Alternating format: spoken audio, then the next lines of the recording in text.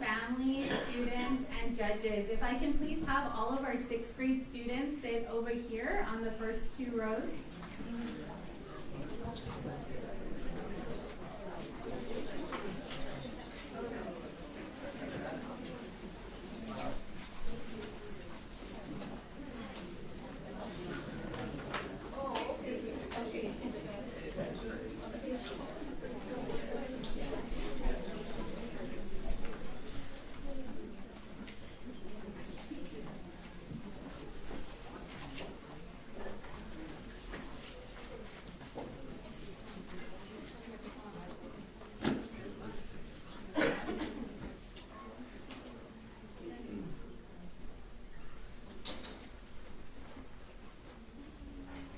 We're going to wait about 1 more minute and then we'll get started, okay? Thank you.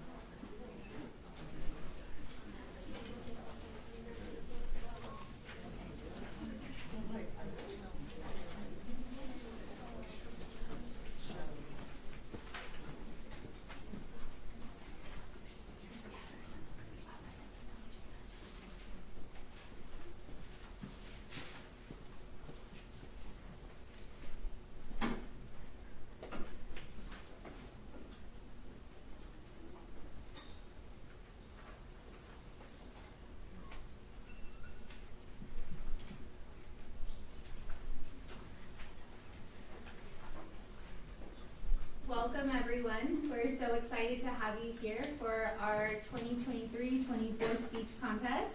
I first want to congratulate and welcome all of our 6th grade students. If we can please give them a big round of applause.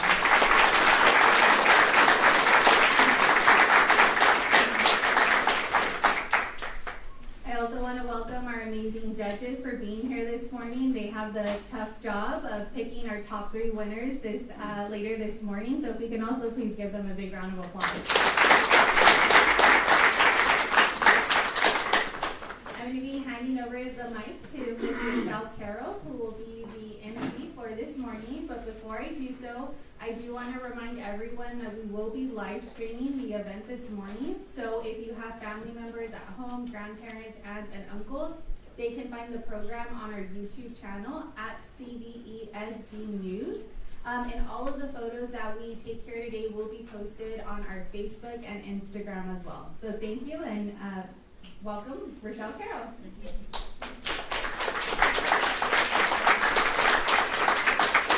Good morning, everyone, and welcome to our Chula Vista Elementary School District's annual speech contest. We want to thank you all for being here. Students, families, staff, all of you. We're so excited to have you. This is one of our favorite events of the year, and we're so glad to have you.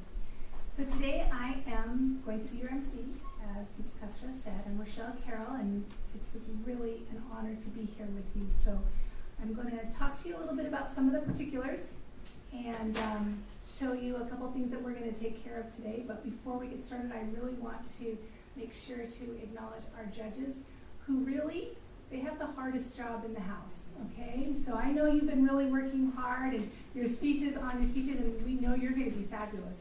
They have a really hard job getting to listen to all of you and make those decisions. So I'd like to introduce our judges this morning and welcome Natasha Mation, thank you, Assistant Branch Manager for North Island Federal Credit Union.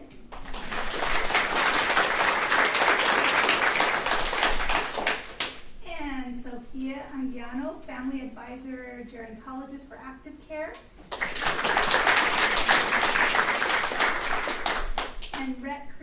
substance use counselor for Turning Behavioral Health Services. We really appreciate you being here. We also want to thank our sponsors. So when we think about the trophies and the prizes that are going to come out and all the things that we put together to make this speech contest possible, our sponsors are really who help us do that. And so we'd like to thank the Chula Vista Noon Rotary and the Chula Vista Sunrise Rotary. That they help us make this event possible, so thank you. Okay, so just as I said, before we begin, I have a few announcements to make, and I'm going to show you the first one. I'm going to do it, and it just happened while Mrs. Castro was talking. I'd like everybody to, if you have a phone, to please take it out and switch over to either silent or turn it off, because there is nothing more distracting than some of the phone tones these days are really quite exciting, and so we make sure those are off. We don't want to interrupt our speeches with any ringtones, okay?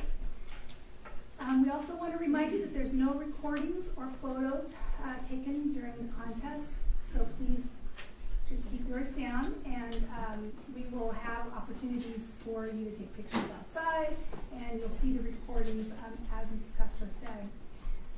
Also during the speech contest, there's no coming and going during the speeches. So when students are speaking, if you can just stay put, then if you need to step out or if other people need to come in, that'll happen in between the speech time. So you'll see that the students will give their speech, and then they'll go and sit down, and I'll stand here waiting kind of awkwardly, and you're thinking, why isn't she doing anything? It's because we're waiting for our judges to finish their scoring, and then we'll let the next speaker in, okay? All right, so if you're in need of a restroom during those breaks, we know that there's one right outside the door here behind the registration desk, and we also have some others, so if you need help with that, there are plenty of volunteers who can help you get to a restroom if you need one. As a reminder, all speeches are to be between 3 and 5 minutes. You all know that from your work at your school site, right? So there'll be a 5-point penalty for speeches that go under 3 minutes or over 5 minutes, okay?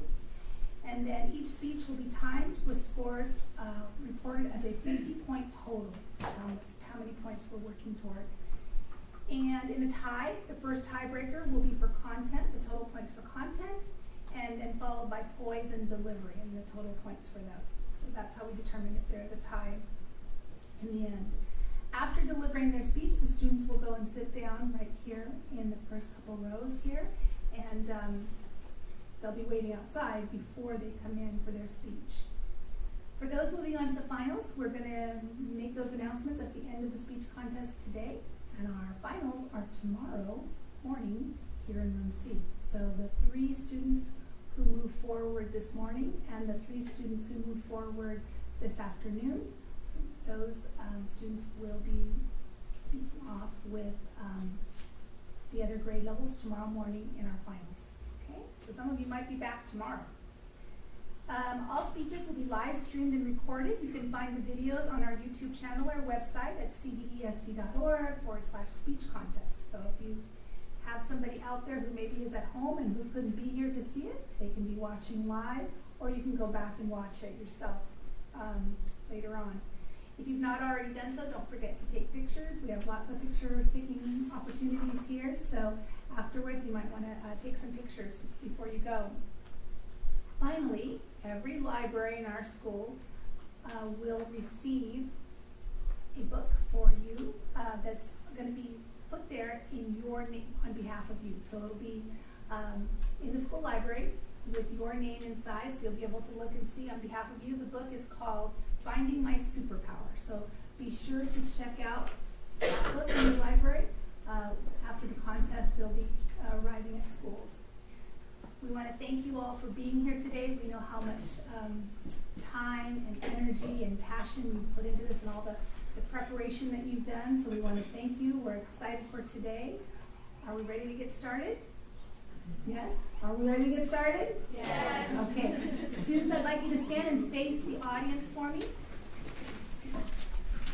Okay, before we get started, let's give these incredible speakers a big hand.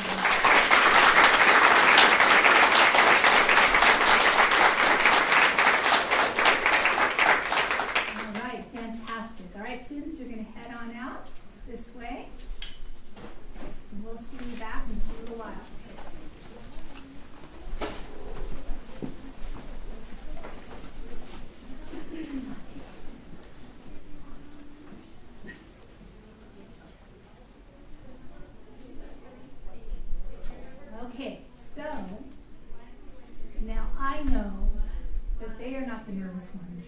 You are the nervous ones. They're going to be great. I know some of you are sitting there being more nervous than they are.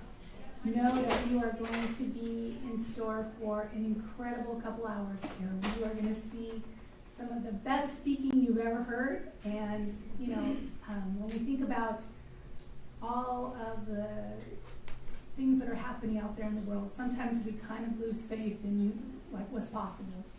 When you get to see what these kids can do, it gives us faith in our future and what's ahead. So you're going to enjoy this morning. I appreciate you all being here, and we're going to go ahead and get started. Okay? Thank you again, judges.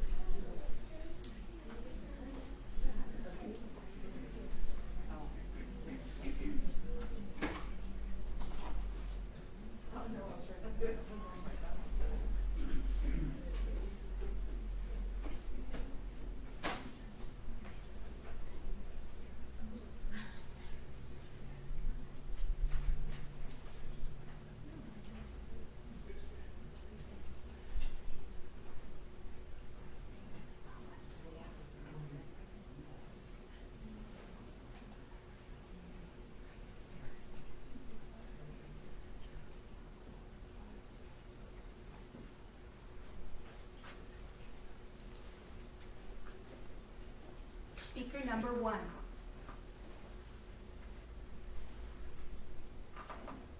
How can we unleash our superpowers for a positive change? I'm not talking about telepathy or invincibility. I'm talking about everyday superpowers. But wait, humans don't have superpowers? Yes, we do!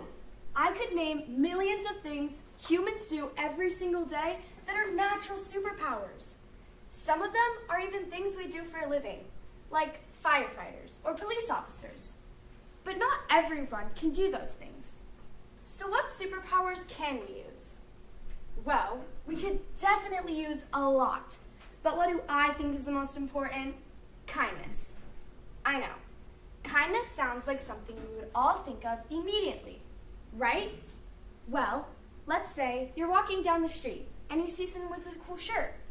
You could compliment them for that, and that could change their mood or make them smile.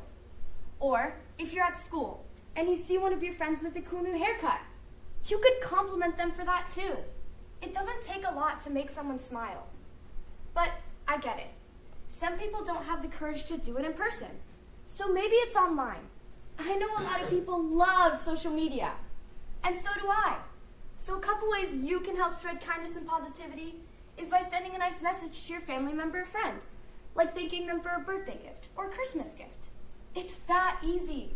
You don't have to go through hours of work just to make someone's mood change. According to the website mentalhealth.org.uk, it states that studies have shown that acts of kindness are linked to increased feelings of well-being. Helping others can also improve our support networks and encourage us to be more happier. This, in turn, can improve our self-esteem. This shows us that complimenting someone can improve how they feel and act around other people. Another piece of evidence I found was from happiness.com. They said a 2018 study focused on employees at a Spanish company. Workers were asked to either A, perform acts of kindness for their coworkers, or B, count the amount of kind acts they received from coworkers. The results showed that those who received kind acts became happier, demonstrating the value of compassion for the receiver. However, those who delivered kind acts benefited even more than the receiver. That's because not only did they show a similar trend in increased happiness, but they also had a boost in life and job satisfaction. And guess what? Even a decrease in depression. Isn't that amazing? This shows me and you that complimenting people can improve your mental health as well. I have also experienced this. When I was at a monument, I had complimented someone from their shirt. Seeing the way that person smiled, I knew that made them happy. And knowing I made that person happy just because made me feel happy, because I had made another person's mood change from a simple phrase. This also states back to the evidence I found from happiness.com, stating that those who delivered kind acts benefited even more than those who received them. Be the reason someone smiles. Be the reason someone believes in the goodness in other people. Roy T. Bennett. In summary, kindness is an easy and beneficial way to spread positivity. These are just the few examples we can help spread positivity around the world. Whether it's sending a message, complimenting someone, or even just sending a letter. Let's spread positivity with kindness. Simple acts of kindness can change yours and someone else's perspective on things. Thank you.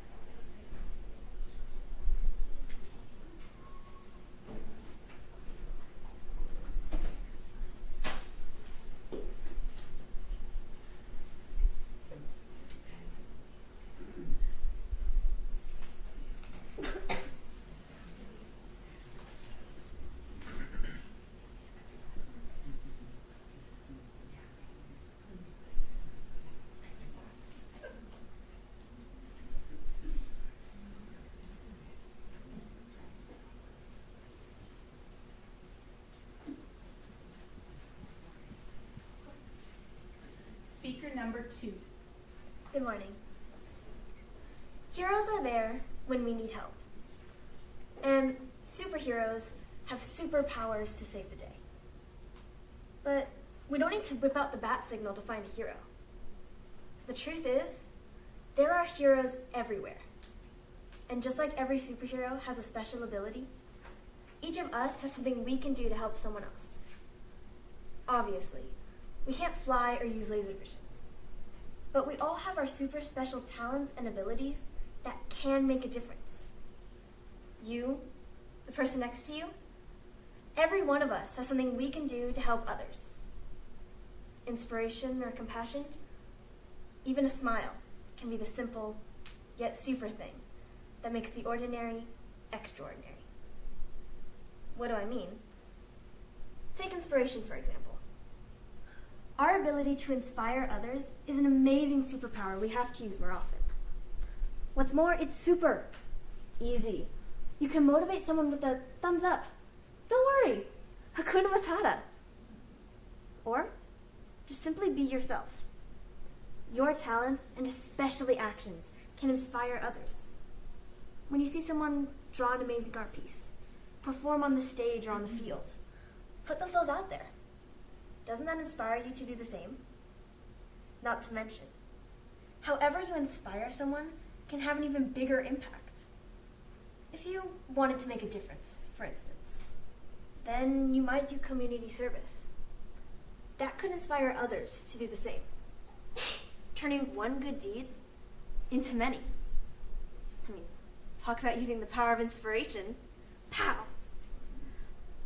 Another superpower we have to unleash is our compassion. Being compassionate means seeing someone sad or upset and trying to understand and relieve their suffering. What can you do when you see someone like this? Well, you could talk to them about it or wait until they're ready. Perhaps you just listen, or maybe you offer advice. A hero won't ignore someone's suffering. A hero will take action. And when you do that, well, you just harnessed your super compassionate beam. Zap! Now, what's one last thing we can do to spread positivity? One last superpower. I'll give you a hint. It has something to do with your teeth. If you guessed eating, then you are absolutely wrong. The answer is smiling. Yes, smiling is a superpower. I don't think I need to explain how to smile, do I? But just in case you need a refresher, turn to someone and give them your biggest smile. Don't ignore me. Do it. Now, how do you feel? Silly? Happy? The truth is, the more you smile, the better you feel. The better you feel, the better everyone around you feels too. Of course, you may still be thinking, our actions can't really make a difference. You can't just smile and expect everything to be fixed. Maybe not. But as the saying goes, one step at a time. A smile can't change the world, but a smile can change many an attitude, and many more after that. And those smiles become actions. And when more and more of us take positive action, the world changes too. That's the true power of a smile. Pow! One of my favorite superhero quotes is from Spider-Man. With great power comes great responsibility. Each of us is responsible to use our super special talents and abilities in positive ways. That means using the superpowers you have been given, instead of wishing for ones you might never receive. Be someone's hero. Save someone with inspiration, compassion. And never forget to smile. Thank you.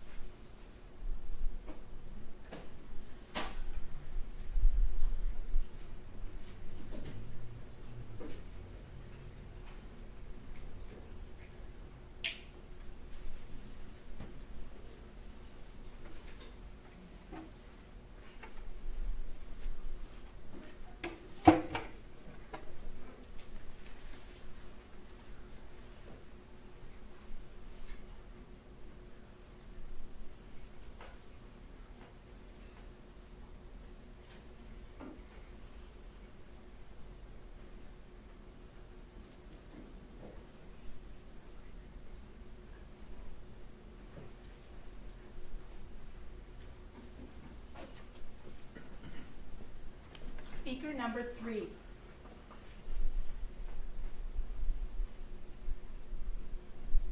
Have you ever imagined you can use kindness as a superpower? We are all capable of being kind, and we can use kindness to make a difference. Hello, I'm Camilla Santos, and today I'll be telling you how kindness can make a positive change.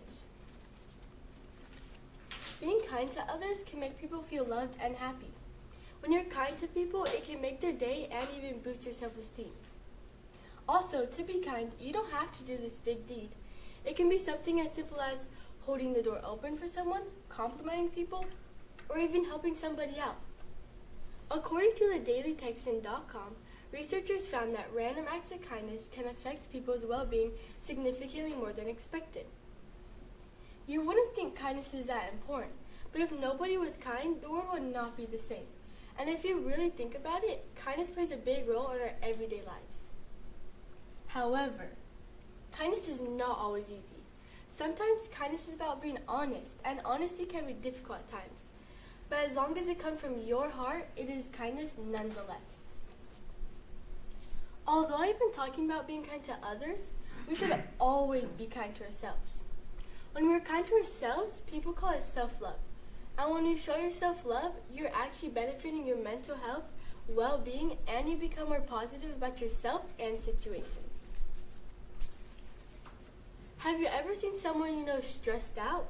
Maybe they had anxiety, or they're possibly falling into depression, and all you wanted to do was help them out, but didn't exactly know how? Well, being kind can actually be really helpful. In my own life, I try to remain as kind as possible when interacting with my friends. Oftentimes, we have a hard test coming up, or a lot of work to complete. When this happens, I try to give words of encouragement to remind my friends that they're smart, they will do good, and not to worry about it, because they always put in the hard work to do well in school. These simple and kind words can help someone feel better in times of need.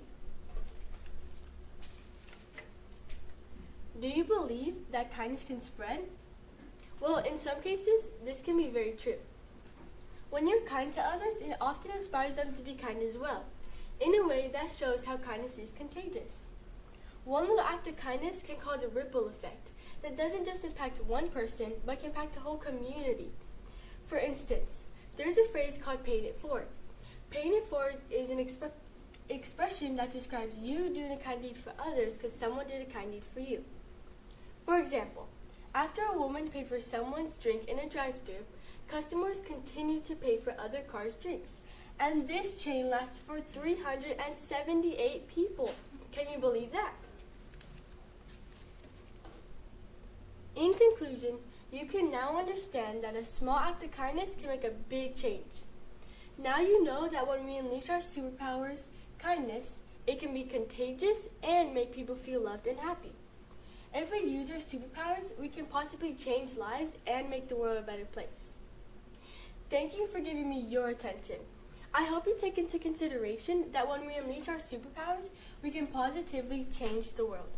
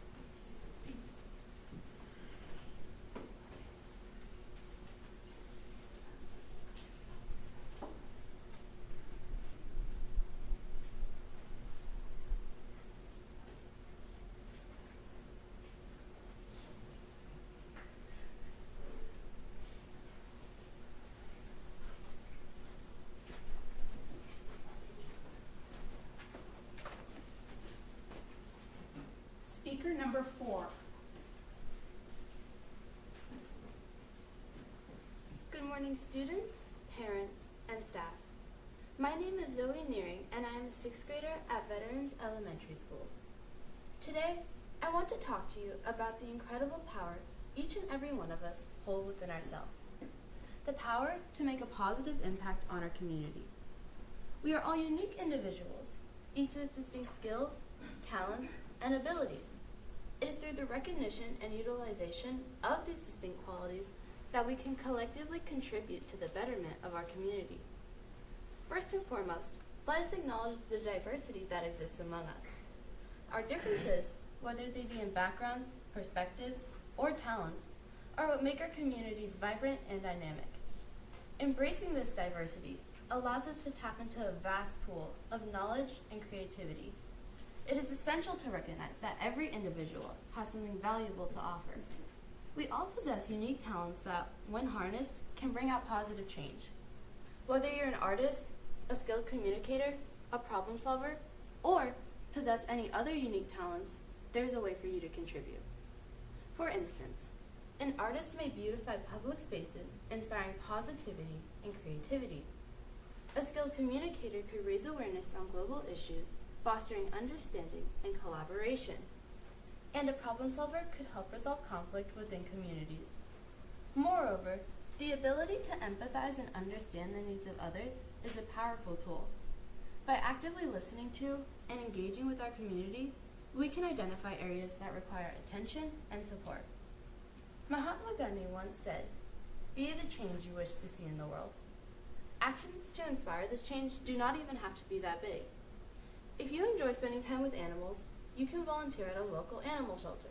Or maybe you enjoy helping others. Volunteer to help a neighbor in need. Personally, my superpower is sharing my knowledge with others. I can put the superpower to good use by helping my classmates when they are struggling with the academic material we are working on. This is helpful for both my classmates and my teachers. It is the small actions like this that have a ripple effect, transforming the well-being of communities. Collaboration is the glue that binds us together. By working together to achieve common goals, we can achieve far more than one person could do alone. Together, we can address challenges, celebrate success, and work together to create a positive environment for everyone. In conclusion, our abilities, no matter how big or small, can have a positive effect that transforms lives and shapes the future of our shared spaces. Let us embrace our uniqueness, celebrate our differences, and work together to create a positive community that thrives off empathy, support, and a shared commitment to making a positive impact. Thank you.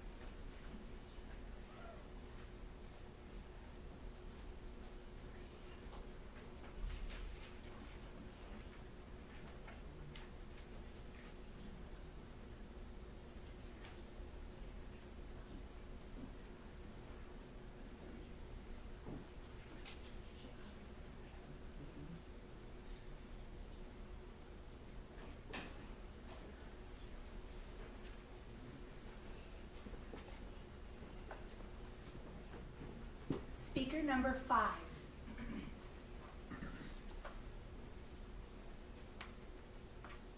Hi, I'm Eva Jenkins, and I've been blessed with a family that we do lots of things together. A lot of the things we do is helping others. In 2022, I completed my first house build. Me, my sister, Mom and Dad drove to Tijuana, we stayed for 2 days, and we built a home for a family in need. And that brings me to my point. We were asked to write a speech about if we had 3 superpowers to change the world, what would they be? Well, I chose one superpower that we can all have if we use it. And that superpower is the compassion to help others. You see, for Christmas, most people ask for a PS5, an iPhone, AirPods, Nikes. Well, some less fortunate just hope they can have food to eat, or that they can find some scraps to help build shelter. The last house build mission that I went on, we bought a small Christmas tree for the family. Even though it was only 2 to 3 feet tall, it was the first Christmas tree that the mom or the 3 kids have ever had. Wow. Now, you may be thinking, well, there's a world full of homeless, and by helping one person or one family, you're not changing the world. It is a fact that there are over 150 million homeless in the world. Well, my leader told me the starfish story.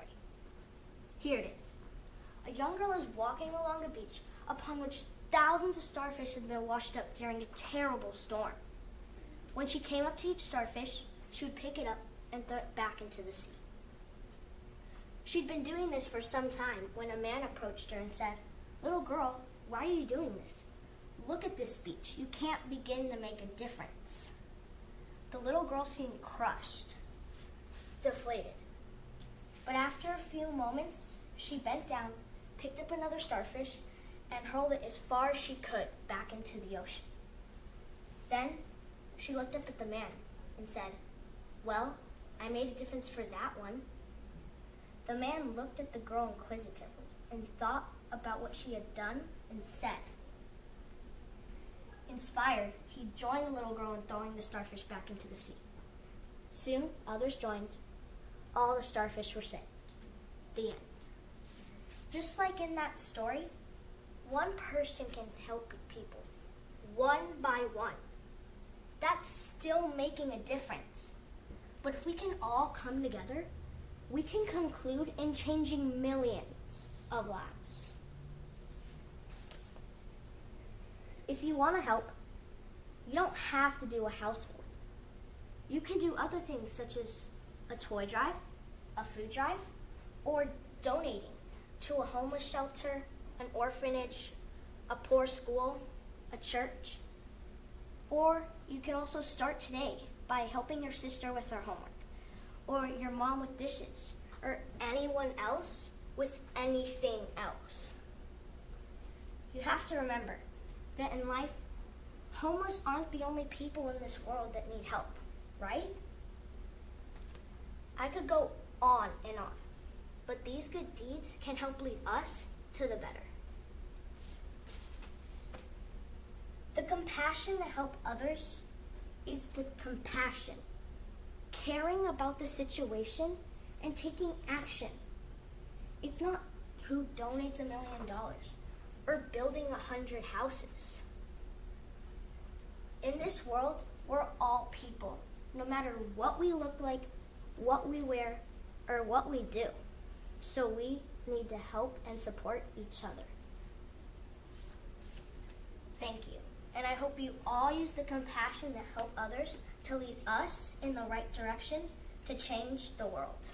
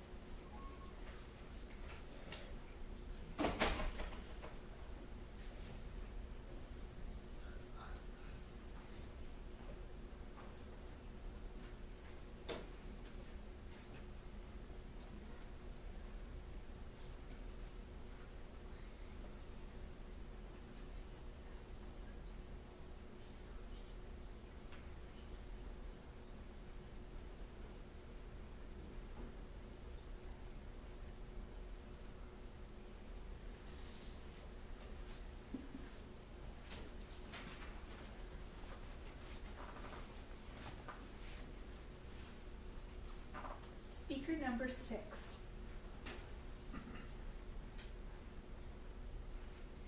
Albert Einstein once said that peace cannot be kept by force. It can only be achieved by understanding. Hello, everybody. My name is Shanzeh Sayed, and today I am here to talk about how my superpower, the power of empathy, can create a positive effect to the whole world, and why we should encourage the use of it more. Empathy means to understand another person's emotions, and we should, again, encourage the use of it more. Of course, though, there are times when we shouldn't be encouraging empathy, like when your mom's yelling at you because, Shanzeh, you forgot to do them dishes again, because we all know that won't end out well. But the point is that if you use empathy when making decisions, or simply just speaking, it contributes a lot to your community's mental and physical health. So be smart, put your brains to use, and use the power of empathy more. And here's why. Empathy can make many changes in the world, big or small. One of the big changes that empathy can make is less suicide rates. Believe it or not, empathy can make suicide rates decrease. And that's because empathy can make people think positively. When you use empathy, it can create better environments, and it can solve things that suicide survivors have done suicide for, like bullying, trauma, hopelessness, and isolation. When you use empathy, it will relieve all of those things, and that's what we want. We also need to take into account that suicide survivors need the empathy that we can give. We can give as a community to feel open enough to talk about this so it doesn't happen again. Suicide survivors need the empathy that we can give. Health.com has interviewed a suicide survivor, and they have said that they felt like if they shared about their suicide attempt, that it would jeopardize their abilities. We don't want people to feel that way. So, raise your hand if you think that we need to make a change by using empathy. Another difference that empathy can make is less stress levels. When you use empathy, believe it or not again, it promotes an ability called emotional regulation. Emotional regulation is the ability to think highly and think positively. And if that wasn't obvious enough, that helps decrease stress levels. This has been proven from psychologytoday.com because they have said that empathy promotes abilities that help us handle stress. I am not alone in here. Many people want us to use more empathy, and we will continue to make more efforts until it is shown. So, the only thing that you guys have to do is actually use empathy, and that's the simple part. So make sure to do it. Last but not least, empathy can help make better friendships. When you use empathy, you must listen closely, and that helps with open communication. Open communication also helps us learn people's boundaries better, and that's crucial to a good friendship. PowerandPositivityToday.com has written about this, saying that empathy helps us by negotiating and taking into account of the wants and needs of our loved ones, which again is mandatory for a good friendship, and proves that empathy can help us in more ways than we can think. So that is why, not only me, but all of us, as a city, as a state, us as a country, us as a world, we need to use more empathy. We need to make a difference, and we can start by small acts. So, make sure to spread empathy to your friends, spread empathy to your families, and you know what? I take back my words. Spread empathy to the angry moms. They deserve to know.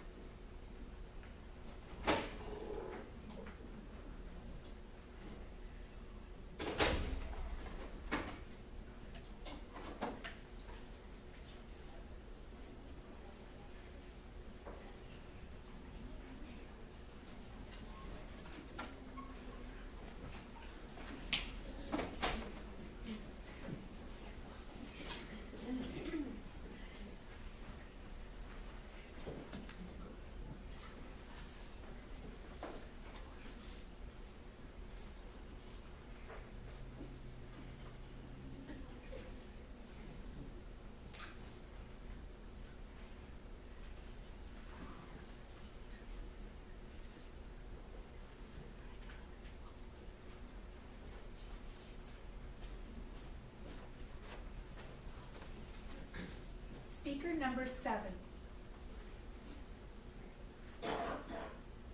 A man may become deceased, nations may rise, but an idea will live on. John F. Kennedy. John F. Kennedy's superpower was being a great president and made speeches to make a positive impact to change the world. And because of that, to this day, historians ranked him among one of the best loved U.S. presidents. But enough about his superpower. What's your superpower? You may not know it, but we all have superpowers. We can unleash our voices for positive impact, for positive change, for our superpowers. And you're probably wondering, Emily, what do you mean by voices? Well, many people think a voice is just singing, talking, communicating, and etc. But voices can be many things, not just that. According to LinkedIn.com, it's stated that your voice is one of the most expensive tools. You have to convey your personality, emotions, and intentions. It can also affect how others perceive you and respond to you. So this means our voices are what begin the expression of our feelings and mold who we are. For example, just by one voice saying, "I love you and will you marry me," will lead to a lifelong commitment and life change. But I know, Dad, I won't date until I'm over 30 and done with college. But you can also voice your feelings and what you feel in many other ways too. For example, you can express your voice through music, through art, through virtually anything. But when we use our voice, we have to say in a positive way, by changing people's mindsets. We must talk to all humanity, using compassion and empathy. If we use negative voices, it can affect people badly and it will hurt them forever. And if we are negative, it affects someone, and then that someone affects other people. It's a cycle, you know? But if you're just kind and positive, it would stop that cycle, that bad cycle. But how do we use our voice to change negativity? Well, just be positive and compassionate about little tiny things and big things. Let's use our voice to change negativity, cyberbullying, hurtful things, bullying, anything bad you can even think of. Our superpower should be to change all voices to begin from a positive, compassionate, and empathetic attention. Before anyone enters this universe, the first voice that we hear is our dear mothers. We hear it in the belly that is full of love and hope that we could be someone that one could be proud of. And I know that using a voice that will create a more caring world and that would bring positive changes is something that I know would make my mom proud. Let's all speak up. We got this. Just being positive and being empathetic towards people can change the world. Everything starts with the voice. We just choose what to do with it. And sometimes people hear a wrong voice. So we need to change that voice to a positive one. So, in conclusion, we can unleash our voices to change violence and terrible things in the world. Because our world will crumble apart if we use our voices badly. Just like the quote in the beginning of the speech from John F. Kennedy, an idea will live on. And that idea can be using our voices. And just like Mahatma Gandhi said, be the change you wish to see in the world. So, will you be willing to use your voice to change the world? If yes, you, and maybe other people too, can just start right now.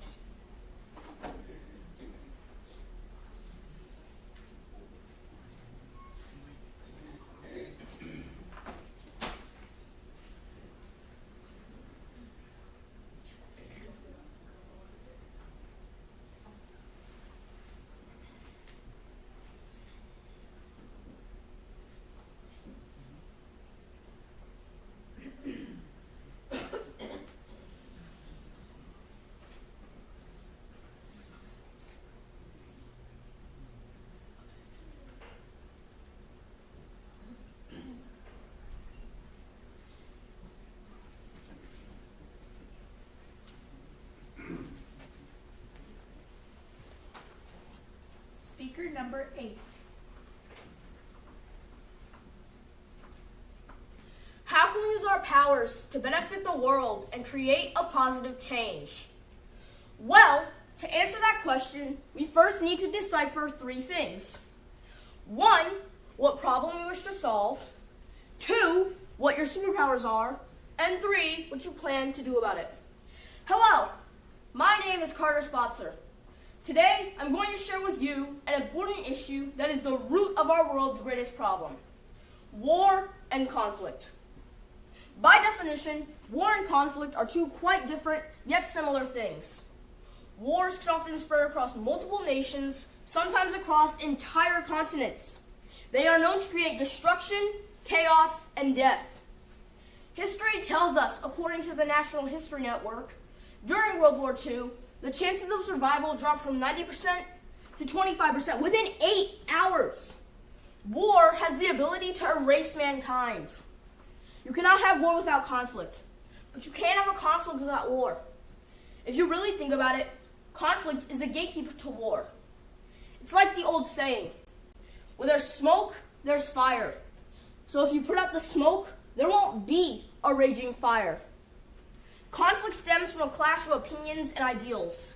When was the last time you were conflicted with something, someone, a social issue, or yourself? The best part about conflict is that there is a chance to contain it before it evolves into something bigger than it has to be. You might be asking yourselves, is there anything I can do to help? Well, when it comes to this critical issue, I say yes. It starts by activating your voice and knowing just how powerful it is. It takes resilience and a strong voice to be able to utilize your power. With that comes great responsibility. The voice is the intangible force of any person that, when used, can heal a nation or tear one down. It can destroy a friendship or mend a broken heart.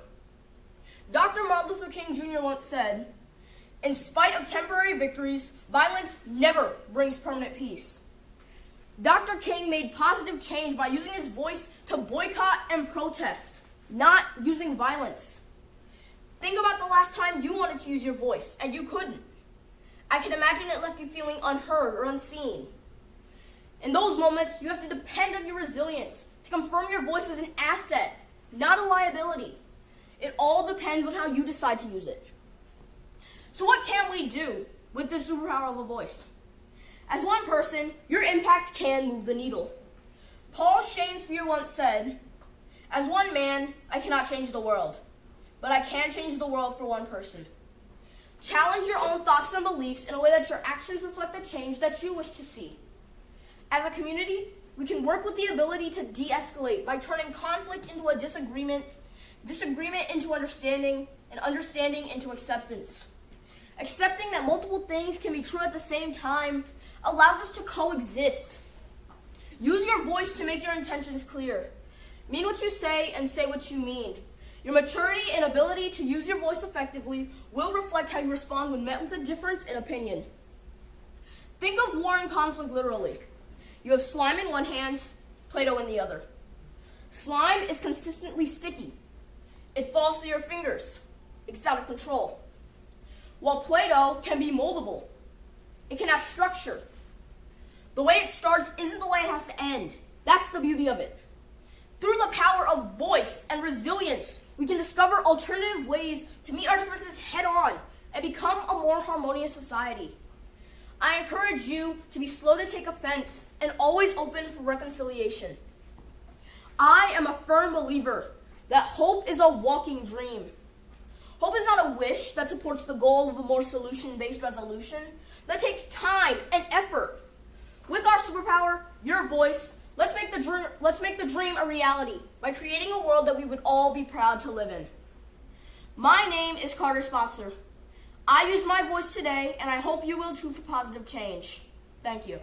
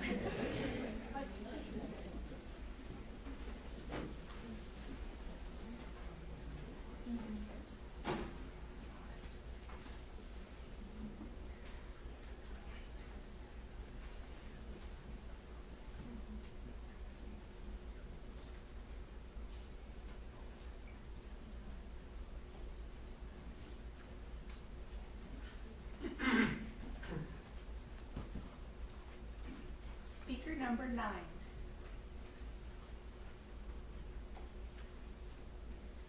Superpowers. What every little kid dreams of. We all have them. You just need to learn how to unleash them for the better.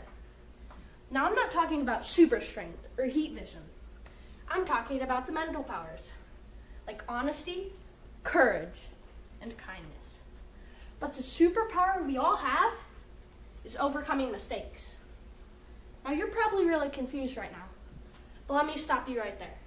When we make a mistake, we need to realize what we did wrong and what we need to do to make sure it doesn't happen again. That way, we can learn and grow. A few examples. The Apollo missions. It took NASA 3 years and 10 failed attempts to finally get Apollo 11 to land on the moon. Each time they failed, they made sure to fix whatever went wrong to prevent it from happening again. Another example, Thomas Edison. Thomas Edison was the inventor of the light bulb. How many tries do you think it took him? Well, it took him over 1,000 tries of trial and error. He could have quit, but no. He overcame his mistakes and grew from them. If Thomas Edison were a quitter, we would be living in a world of darkness today. Literally. Listen to this quote. I've missed 9,000 shots in my career. I've almost lost 300 games. 26 times I've been trusted to make the game-winning shot and missed. I failed over and over and over again, and that is why I succeed. Michael Jordan. Do you think Michael Jordan quit every time he missed a shot? Gave up every time he lost a game? No. He pushed himself to be the very best he could be. If he missed a shot, he'd try even harder to make the next one. So it made him so good. He forgot about the past and looked toward the future. Okay. Last example is Henry Ford. Henry Ford was the inventor of Ford automobile. Fun fact, Henry had 2 automobile companies before Ford. Guess what? They were a huge failure. But he kept trying until he got it right with Ford. So now you know what your superpowers can carry out, but how to unleash them for the better. Here are 5 steps to help you. Number 1, don't be afraid to make mistakes. Number 2, don't dwell on your mistakes. Every day is a new day. Can't do anything about the past, but you can do something about the future. Number 3, learn and grow from your mistakes. Example, you got a new Lego set for your birthday. Now, you've been building Lego sets for a long time, and you want to challenge yourself. You know what? Let's not look at the instructions. Once you finish, one of the parts doesn't move as it should have. You realize you made a big mistake. Have to take it apart piece by piece by piece and build it all over again. Learning and growing from this mistake would be to look at the instructions beforehand and slow down and take your time. Number 4, don't be afraid to make the. Number 4, don't give up. And number 5, you can do anything if you set your mind to it. Just know that mistakes will come along the way. The thing that separates the good and the great is that the great learn and grow from their mistakes. Famous baseball player Babe Ruth once said, "Every strike brings me closer to the next home run." Thank you.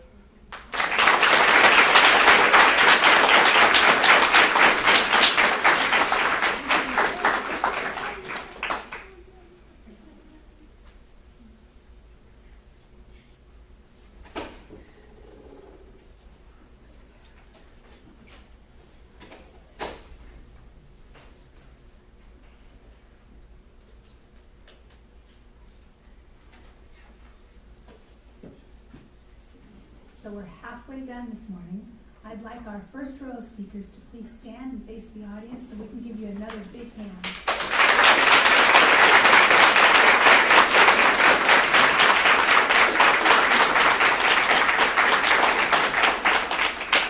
Thank you. Amazing, right? All right. Fantastic job, all of you.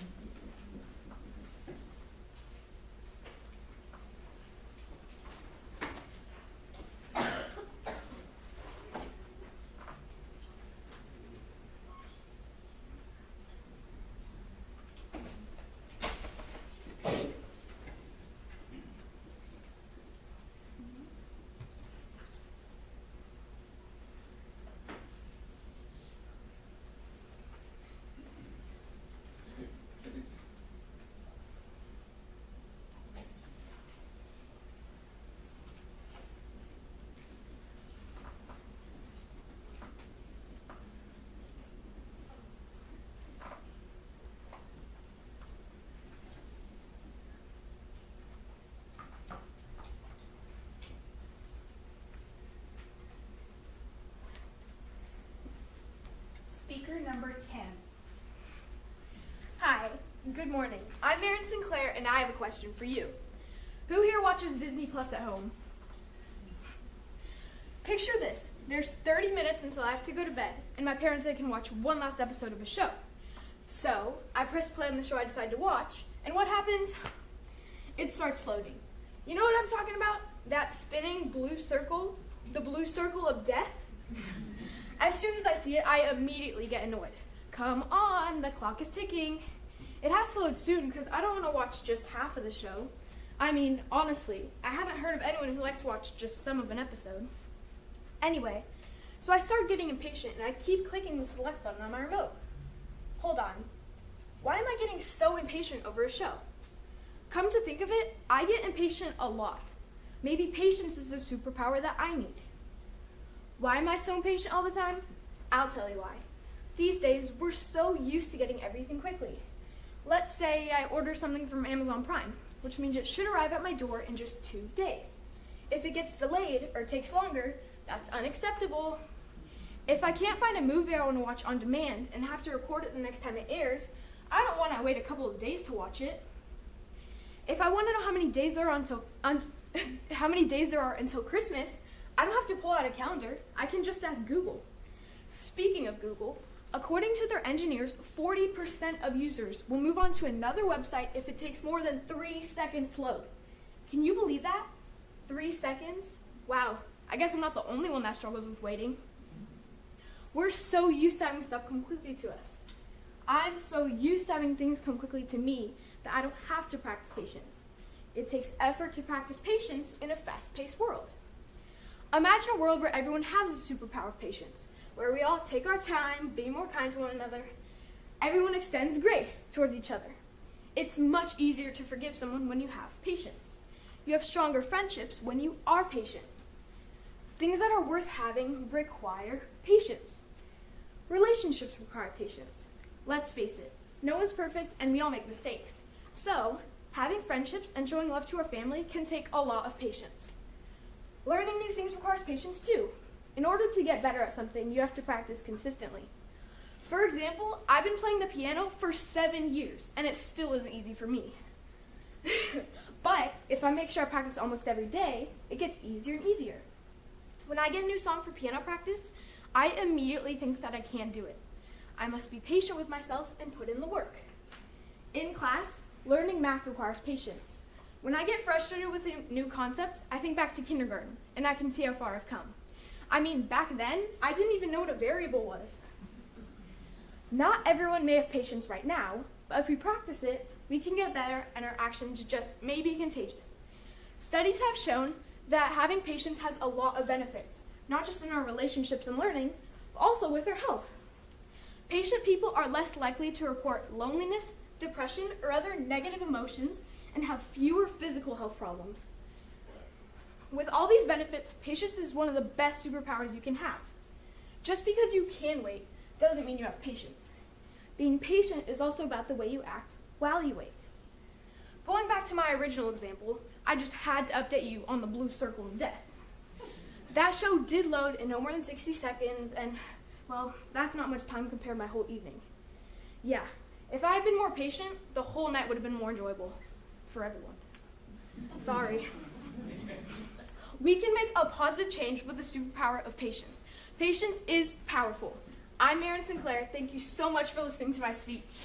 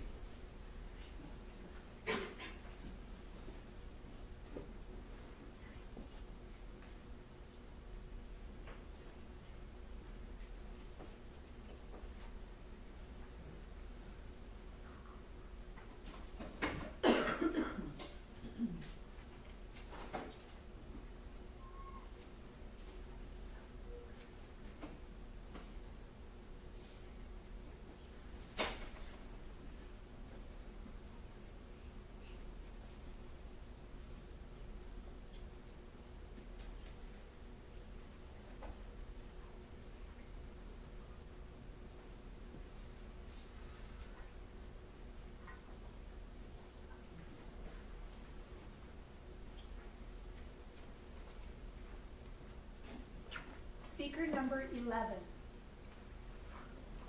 With a show of hands, I would like to know how many of you would like to have a superpower. Let me guess, that's a lot of you. But many of you probably thought of something like flying or teleportation when I said superpower. But that's not what I meant. To me, there's better superpowers than just fantasy superpowers. Just like superheroes. They're not fantasy superheroes because inside each human is a superhero waiting to ignite.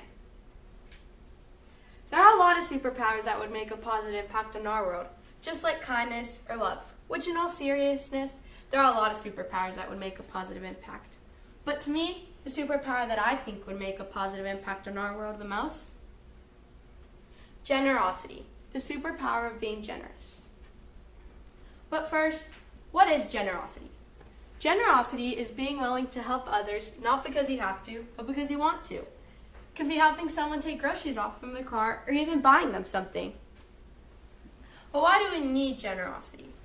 Generous people are fun to be around, aren't they? They aren't just generous because they have to. They're generous with their time, their talents, and their words. And they encourage others too. And when we feel better, we're better at making those around us feel better. According to scientificdoctors.org, generosity boosts one's mood, self-confidence, and self-esteem, and it reduces stress. I'm sure many of you have heard of the phrase ripple effect. Well, that's exactly what generosity does. It creates a ripple effect of kindness. Now, I would like you to turn to the person next to you and give them a big, generous smile. How did that just make you feel? Did that just make you feel good? I sure know that would make me feel good. So now that you've been generous with each other, maybe even my parents could be generous with my allowance this weekend. Think about it. If we want to change the world, it's going to take all of us, not just one of us. One alone can't change the world, but I can cast a stone across the waters to make a ripple. Mother Teresa. This quote tells that if we want to change the world, it's going to take all of us, not just one of us.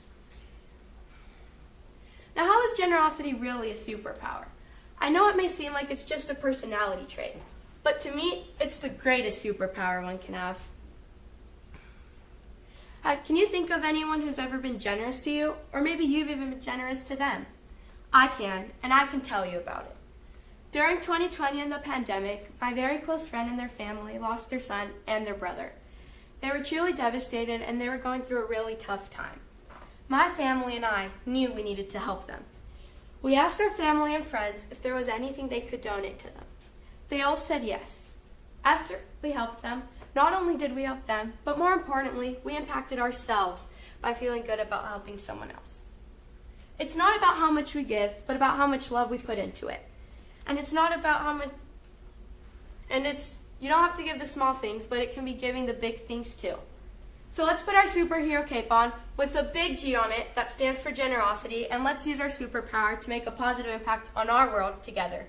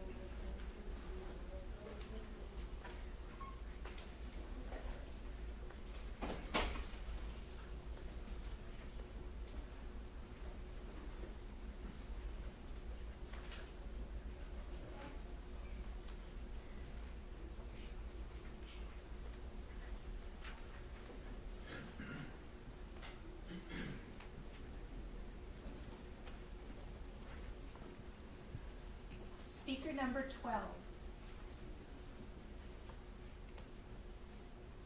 What are your superpowers? Not the type of superpowers Wonder Woman and Superman have, but the type of superpowers that let us have the qualities to make a positive impact on the world. My own superpower is determination, because all around my life, I've seen myself struggle, but I've also seen myself get through it and stay on a focused path to my goals. Determination, a word full of a lot of qualities.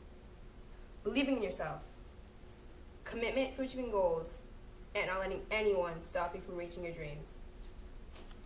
Being determined can help you in so many ways, such as staying focused when you feel like you may be distracted. It can also help if you don't feel the most confident in a subject. For me, I personally struggled with math. Everything was confusing, from word problems to even division. It all felt overwhelming. I started asking questions and never gave up until I felt like I knew what I was learning about. I'm going to be honest. A lot of people actually lack determination. People often find it exhausting, overwhelming, and even boring.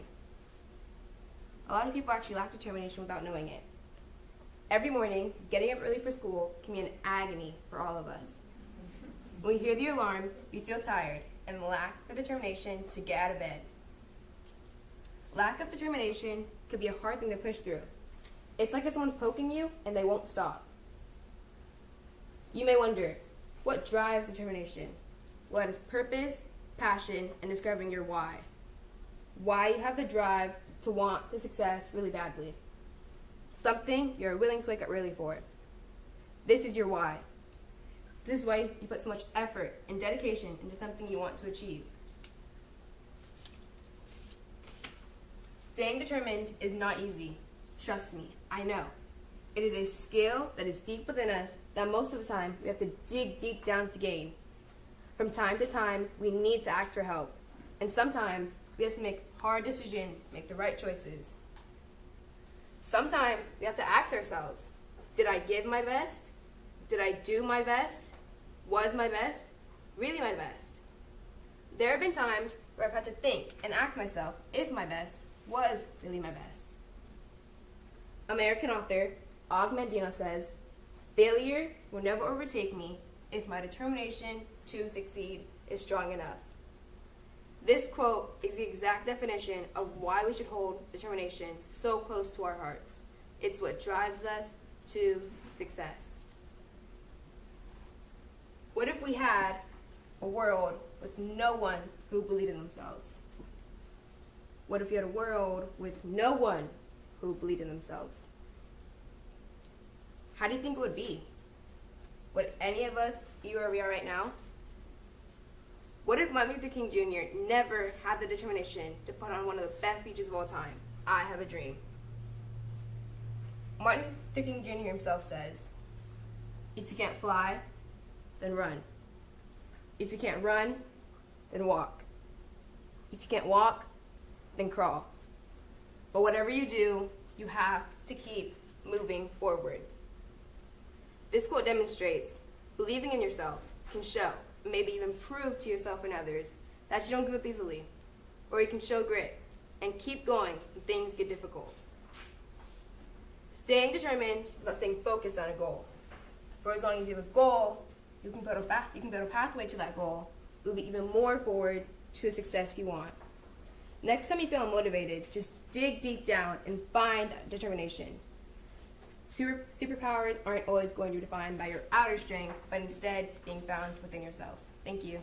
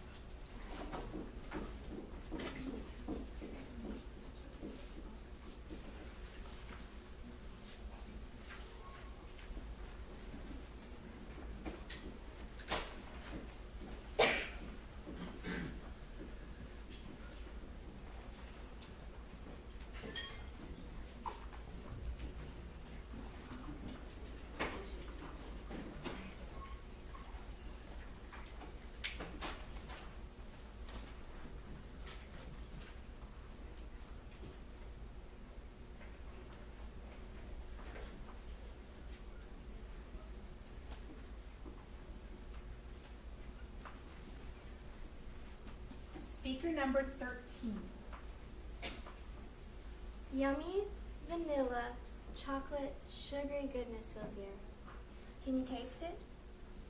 The heavenly scent draws you to it.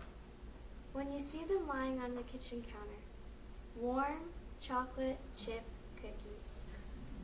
Mom just baked some chocolate chip cookies and set them out to cool. Mom is not here.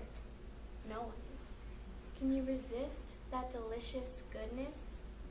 You give in and grab a cookie. You're about to take a bite, but then you start to feel doubt, guilt, and fear. So, do you eat the cookie and lose Mom's trust? Or don't eat the cookie and have integrity? Some people say you are born with integrity. Others, it must be learned. What is integrity?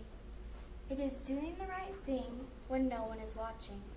The 5 attributes of integrity are honesty, accountability, reliability, transparency, and ethics. These are the building blocks to a strong and principled character. I believe integrity is developed with a combination of both natural characteristics and life experiences. When you are content to be simply yourself and don't compare or compete, everyone will respect you. Upholding these attributes in personal and professional life will lead to trust, respect, and a better society. The first democratic president of South Africa, Nelson Mandela, once said, "Great peacemakers are all people of integrity, of honesty, but humility." Mandela's personal integrity helped him win the first democratic presidential election and calm the fears of a nation in turmoil. Mandela's character, leadership, and commitment to democratic precepts set an outstanding standard for integrity and human development. Mandela's extraordinary gifts, including his integrity, self-discipline, intelligence, intellectual curiosity, depth of perception, and strategic vision, set him apart. A lack of integrity can lead to a range of negative consequences. It can break down trust in relationships, leading to conflict and isolation. It can also damage one's self-esteem and self-worth, as living out of alignment with one's values can cause feelings of guilt and shame. Well then, how do you live a life of integrity? The answer is simple. Act as you want to be treated. Be honest, and let yourself make mistakes. When you do these things, keep going. Watch your thoughts, they become your words. Watch your words, they become your actions. Whoever is careless with the truth in small matters cannot be trusted with important matters. My superpower would be to give integrity to everyone. Many people today do not have integrity. If I were able to give more people integrity, society's mindset might be changed from me, to us. There'd be less corruption and stealing. Knowing you could trust those around you would bring more kindness to the world. Don't you want to work with people you can trust?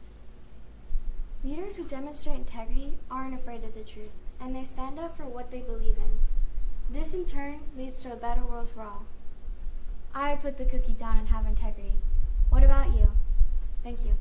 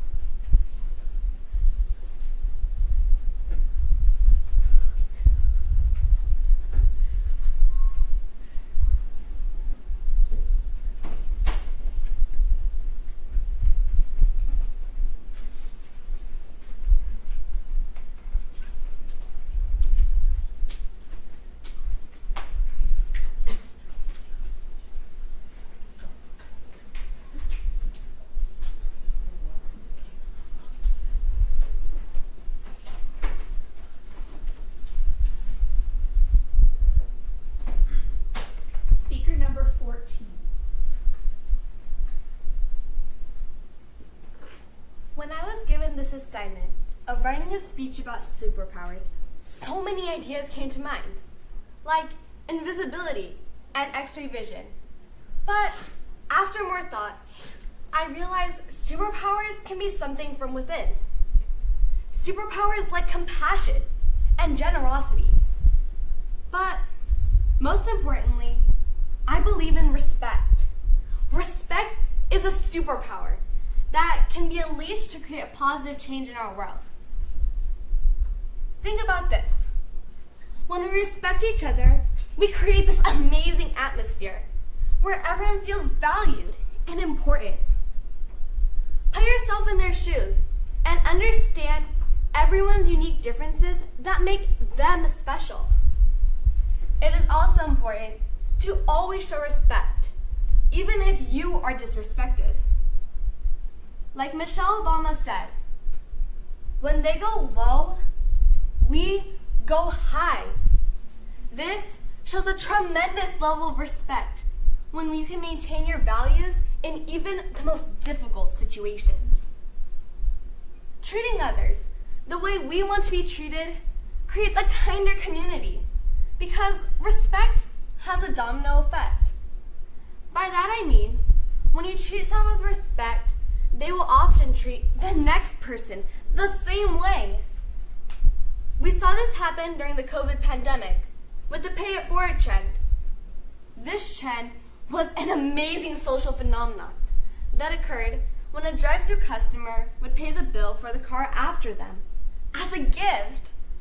People were extending kindness to strangers because so many families were going through hard times. This example shows how respect can cause an enormous wave of kindness in communities. Imagine how harmonious our community would be if neighbors were friendlier, business owners supported one another, and strangers helped each other out. Recently, I volunteered at the San Diego Food Bank.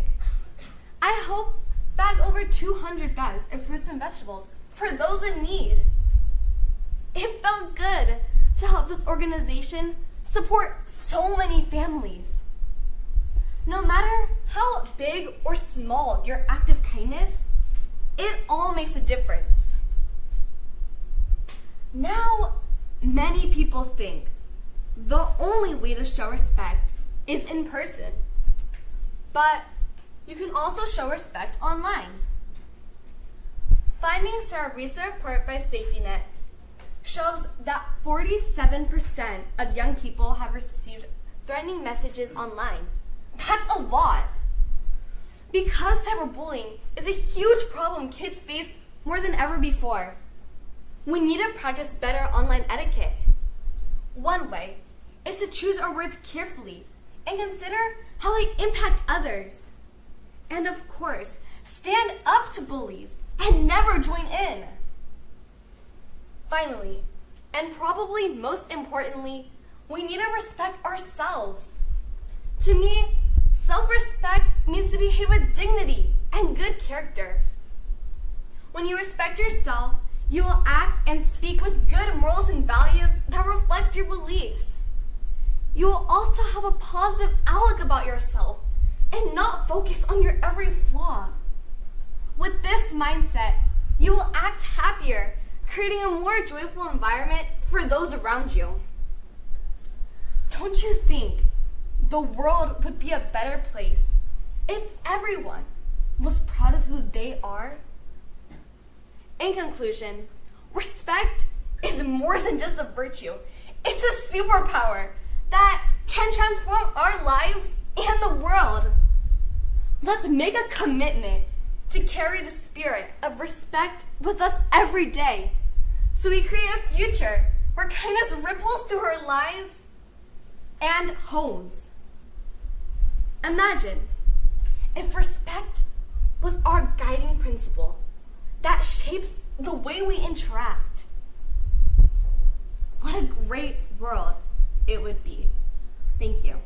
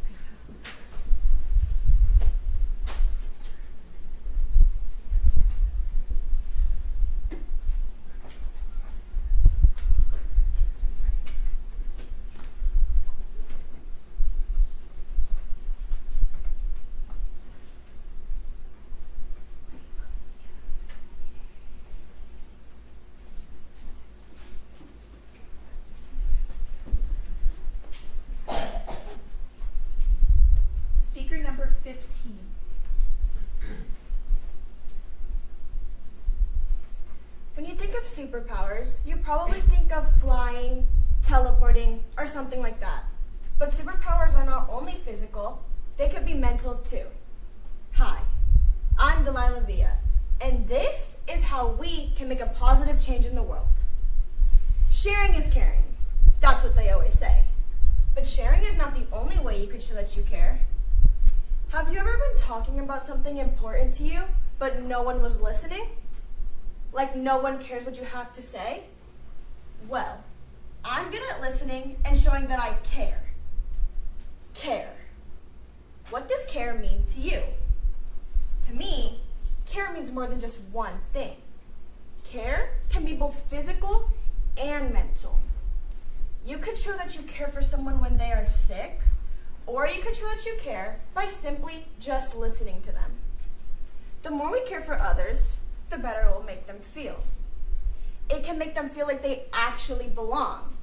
Then, they will start to care for others as well. You never know how much you can help someone by doing just a small act of kindness. According to World Health Organization, it states that about 280 million people in the world have depression. And according to ScienceHealth.com, it says that 850,000 people die every year because of depression. A lot of those people probably felt uncared for. Yeah, I know, care can't help everyone, and it won't always make them feel better. But by just listening to someone and telling them you care about them could save them from taking their life today. Imagine a world where no one cares, not only with people, but with our environment too. Imagine how dirty all the streets would be and how messy all the stores would look. Everyone would be so rude to each other, but no one would care. The world would be so depressing if no one showed care. Now, imagine a world where everyone shows care. Everyone would be nice to each other, the streets would be clean, and more people would care for the homeless and the ill. Margaret Mead once said, "Never believe that a few kind people can't change the world, for indeed, that's all who ever have." This means that if only a couple caring people could change the world, so could you. How much do you care? Clearly, I strongly believe that by showing more care, the world would be a better place. And you're probably thinking, why would I listen to a 12-year-old girl who knows less than I do? Well, even though I don't know much, I do know that if we all showed care, the world would be a better place. So now, the next time you see someone sad or alone, don't wait for someone else to go up to them. Do you care enough to make a difference? Because you can make a difference.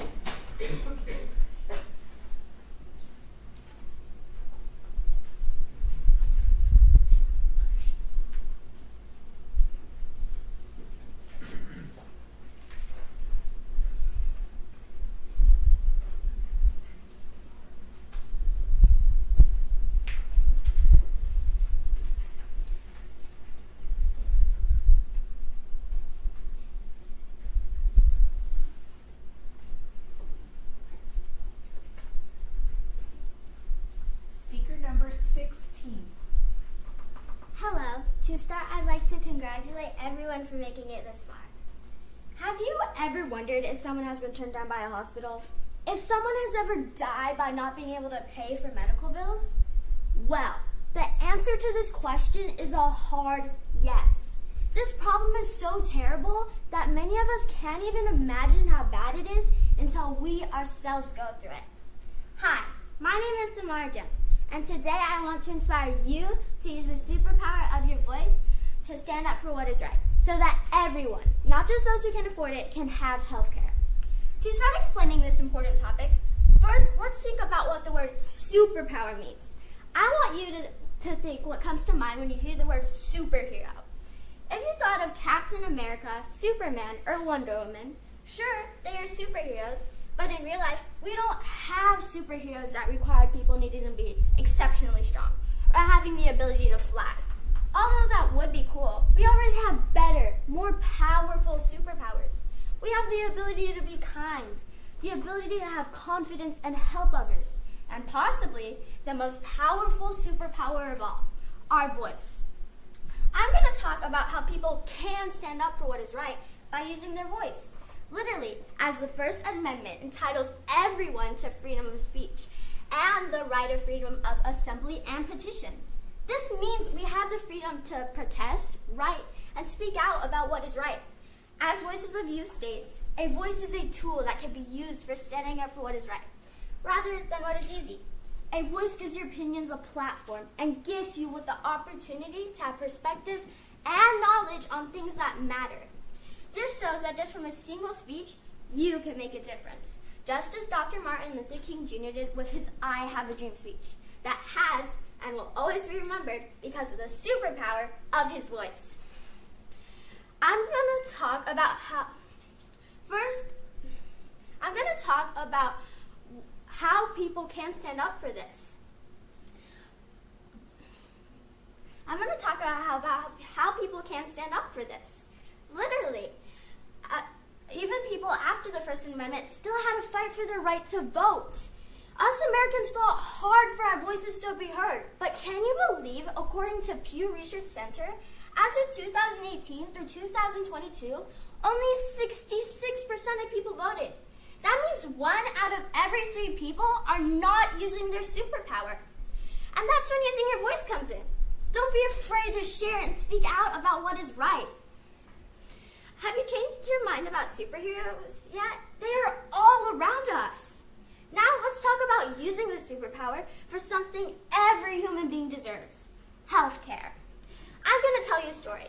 My grandparents today are very healthy, but when they were younger, things were different. My pop, when he was just a child, never went to the dentist. Not because he didn't want to, because I know all of you, at least was like, not the dentist. But no, it's because his family simply couldn't afford it. And growing up, his teeth weren't the best. And sometimes it led to uncomfortable toothaches and things he couldn't help or solve. This shows just how much us Americans are suffering from the lack of sufficient health care. We need to think about how money is spent. Some people just throw away their money on wants. For example, toys.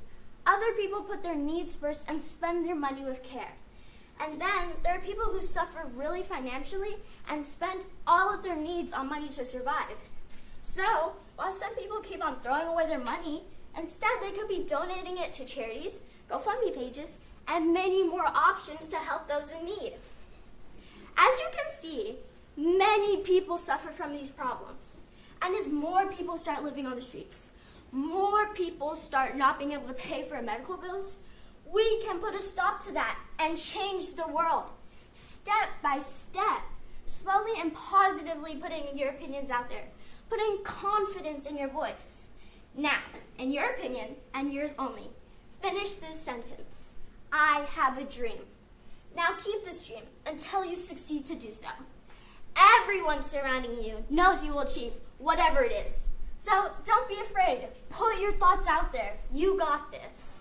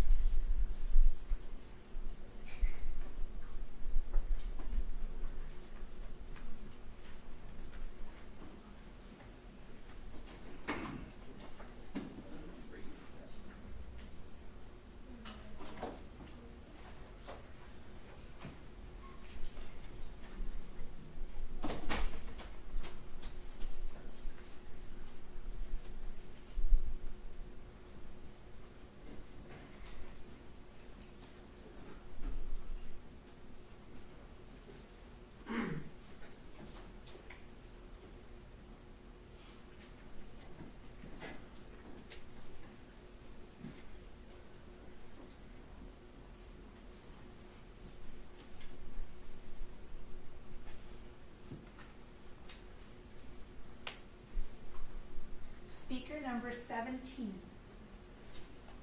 Spider-Man, Iron Man, Superman. What do all of these have in common? These are all names of famous superheroes with cool superpowers. And as a kid, you might have wanted to have superpowers like them. You might wanted to be able to fly or teleport. But what you probably didn't realize at the time is that you had powers. And I'm not talking about the powers you see on TV. I'm talking about the powers you have to make a positive change in the world. But like every great superhero movie, there's always a superhero and a supervillain. So it's up to you. Do you want to be that superhero, positive, or that supervillain, negative? Let's try to aim for that hero. I remember when I was 5 years old, and I went up to my mom and I said, "Mom, I wish I had superpowers." And she said to me, "Well, you do." And at the time, I didn't really know what she meant by this, because in my mind, I was like, what are you talking about? I can't fly or teleport. But as I got older, I realized what she meant by this. She meant that I have the power to make a positive change. Now, there has been many people in the world who have made a positive change, such as Michael Jackson, Walt Disney, J.K. Rowling. For those of you who don't know, she wrote Harry Potter. Michael Jackson took his love of singing, dancing, and music, combined them all together, and look at him now. Even sadly after his death, he is still a household name, and we still listen to his music. Walt Disney. Do I even have to explain? Walt Disney took characters, magic, and an idea, a dream, combined them all together, and look at Disney now. We still visit the parks and watch the movies. J.K. Rowling. You don't have to be a big Harry Potter fan to have heard the name, but I'm a super big Harry Potter fan. I love Harry Potter. No, like, really, I love Harry Potter. She also, like Walt Disney, took an idea, illustration, and characters, combined them all together, and made a multi-billion dollar franchise. I know I named some people who have made some really big changes, but you don't have to start big. You can start small, simply by giving someone a compliment, opening the door for someone, or giving someone a nice smile. Now, let's focus on the word superpower itself. The word superpower is a compound word between the words super and power. Let's focus on the word power. The word power is usually a word to describe someone in a high position, such as a ruler.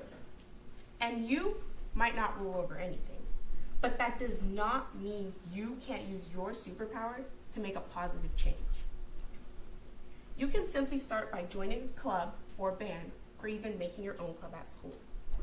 I remember last year when this kid, he didn't really do anything special. All he did was bring one of his interests to school. What was that interest? A Rubik's Cube. Then more kids saw that he brought a Rubik's Cube. Then they brought Rubik's Cubes. Then, would you look at that? We had a Rubik's Cube club. You can be like him, and with permission please, you can ask your teacher or guardian if you can bring one of your interests to school, and then maybe more kids will take interest in that interest. And then boom, you made a positive change. You started a club. Now, sadly, this has to come to an end. But what I hope you took away from this is that it can be very easy to use your power to make a positive change. So, to answer the question, how can we unleash our superpower to make a positive change on the world? We can start by thinking big, acting big, then achieving big. Thank you.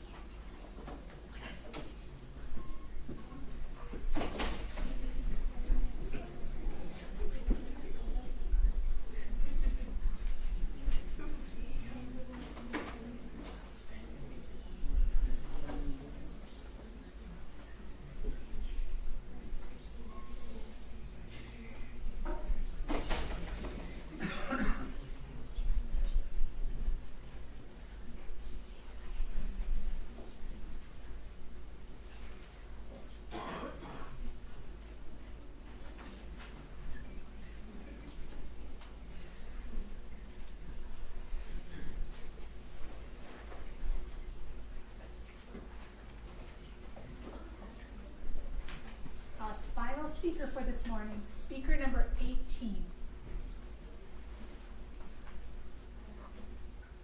As my favorite basketball player once said, heroes come and go, but legends are forever. Good morning. I'm Ria Patel, and today I will be talking to you about how we can unleash our superpowers for the positive change. Our superpowers are in fact internal rather than external. This means while you may not have the ability to fly or lift things with your mind, you have the power to uplift, help, and motivate people. For example, take my little sister Anika. She wants to be a magical fairy that helps endangered animals when she grows up. And you want to know her superpower? She's brilliant at being bossy. Yep, that's right. She forever bosses my parents around and thoroughly enjoys it.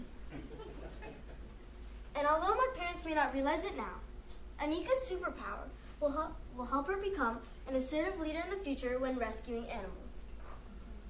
Now, you're probably wondering, how can I unleash my superpower? Here are 5 steps to unlock your potential and your superpower. Step 1. Step 1 is all about believing in yourself and identifying your strengths. You could do this by asking yourself questions like, what motivates me? What are my talents? What do others appreciate about me? What are my areas of expertise? Step 2. Step 2 is all about developing a growth mindset. Realizing that failures and setbacks are all learning opportunities for growth. Develop your mind to focus on more important things, such as continuous learning, growth, and developing your superpower. Step 3. Step 3 is all about maximizing your superpower. You can continuously take time and effort to use and develop your superpower. Step 4. Step 4 is all about finding your purpose. You can find interests and opportunities that showcase your superpower. Now think, can you help others to make a difference? And that leads me to the final step, helping others. You can do this by identifying their strengths, their qualities, their talents. Believing in it or use your superpower to fight for equality and justice in the world. Just like I motivate my parents to buy me ice cream every week, you have the power to empower, inspire, and motivate people. Here are some of my favorite people who have used their superpower to shape the world. Dr. Martin Luther King used his superpower of being a leader to change civil rights laws. And Princess Diana used her superpower of kindness to spread empathy across the world. And Kobe Bryant used his dedication to change basketball forever. Believing in yourself will unlock a key of confidence, as each of us has a hidden superpower waiting to be unlocked. You hold the key to achieve great things. You hold the key to make a positive impact, and you will be our next superhero.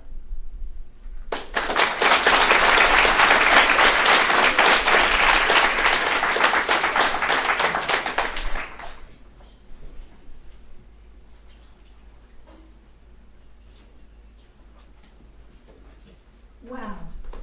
Again, weren't they amazing?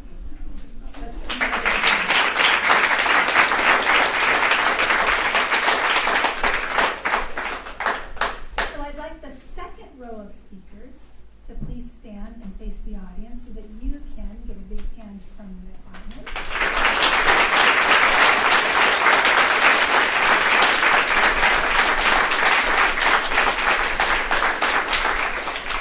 Thank you. And sit down. So what a morning it was. You all did an incredible job, and we are so, so very proud of you. Now our judges have the very hard job of going in and deciding which 3 will be moving forward to our finals tomorrow. So judges, I'm going to ask you to pack up your things, and you'll be stepping on out, and Castro will take you to her office to get finished up. And the starter will make sure that you have the times for all of the speeches. Thank you. Let's give the judges another big hand.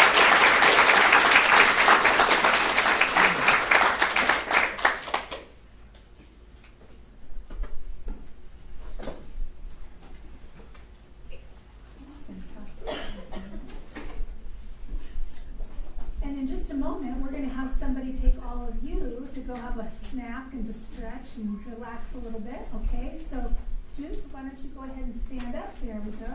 Stand up. And you can head on right up this way. We'll see you back in just a few minutes. You're going to get your, take your lanyard off because you're going to be handing that to Ms. Mayella as well, okay?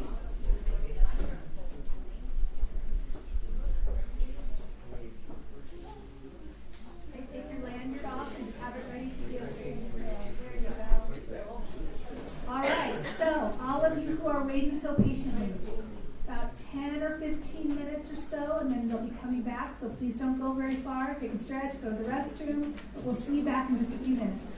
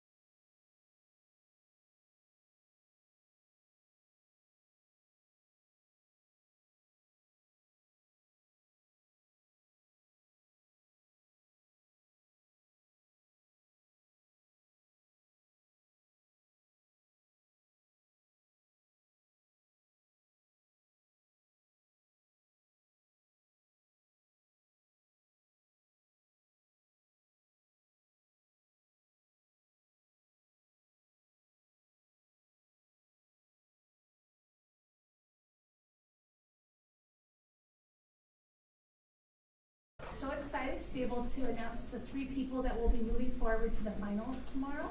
But before we do that, we want to give you an opportunity to introduce yourself, give your name, your school, and who's here to support you. So we're going to start with the first row, and we're going to have you stand up and come on up to the front. Come on up, first row. Come on up. Okay. And here's what we're going to do. So we're going to start in the, see how she's kind of in the middle here? She's going to start, she's going to give her name and school, and if there's anybody here you'd like to thank for being here. And then you'll sit back down, and then you'll scooch toward the middle, okay? Ready? I'm Javier Santos. I'm from Chula, Vista Hills Elementary, and my mom and dad are here supporting me.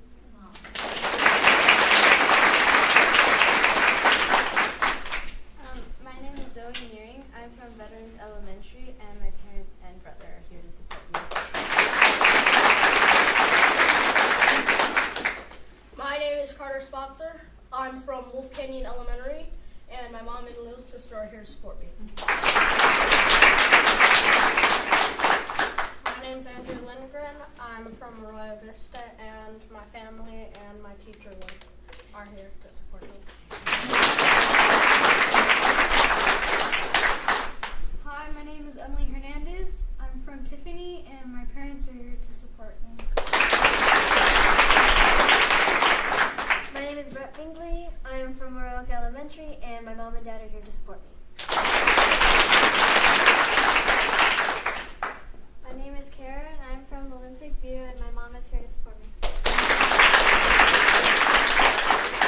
My name is Ava Jenkins. I'm from Liberty Elementary, and my mom, principal, or my grandma was here to support me. My name is Shannon Chanzi, and my parents, my cousin, my secretary, and my friend are here to support me.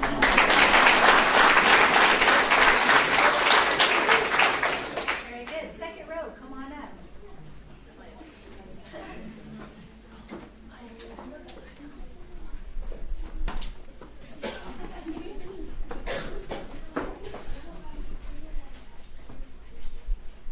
My name is Priya Kashtrapal, and my parents and younger brother are here to support me. And I'm from fighting camp. I'm Erin Sinclair, and I'm from Thurgood Marshall Elementary, and my mom and my dad are here, and my teacher, Mrs. Dare, and my principal, Dr. Cook, is here.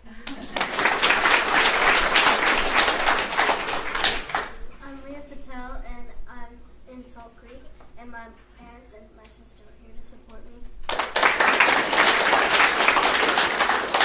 My name is Madison Osefrier. My dad, mom, brother, my teacher, and my principal was here to support me. And I'm from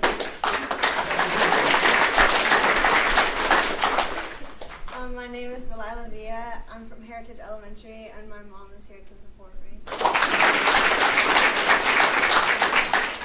My name's Iris Mainang, and my grandma, Nana, teacher, and mom and dad were here to support me. I forgot my school.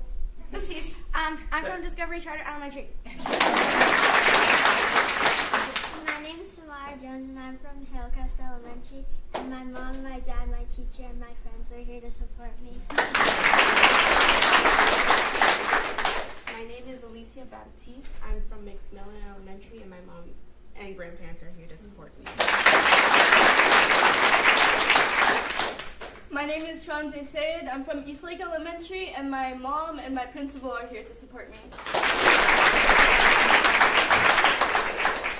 All right. Okay. Oh, put it over here. What incredible speakers we had today, right? Everybody. So the first thing I want to remind you all of is that you are all winners. You made it here to these to speak today with your other 5th grade partners here, and we are proud of all of you, every single one of you. All right. So, who is it here? I have our 3 winners who will be moving forward tomorrow to the finals to speak off against 3 6th graders from this afternoon's competition, right? So we're going to start with 3rd place is Rhea Patel.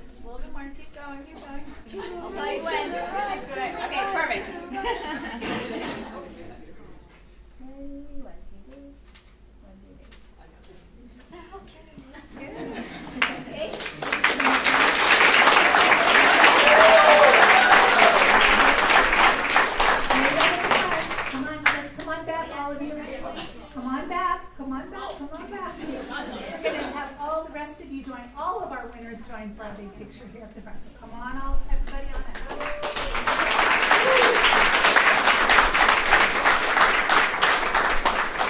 Okay, we're gonna need to do a second row. So anybody who's willing to take a knee, come to the front. And then everyone else scooch in. Do we have one more down here? Or, well, somebody else needs from the back needs to come forward. Oh, yeah, okay. Perfect, thank you. All right, ooh, good group. All righty. Perfect, okay, 1, 2, 3, we'll take a few. Perfect, thank you.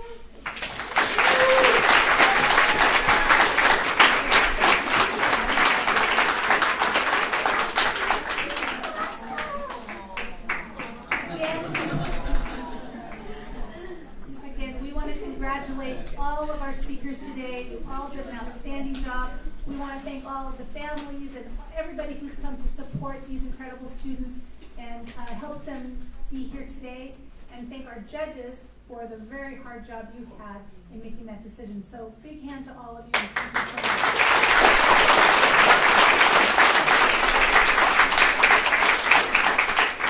So we look forward to seeing some of you back tomorrow.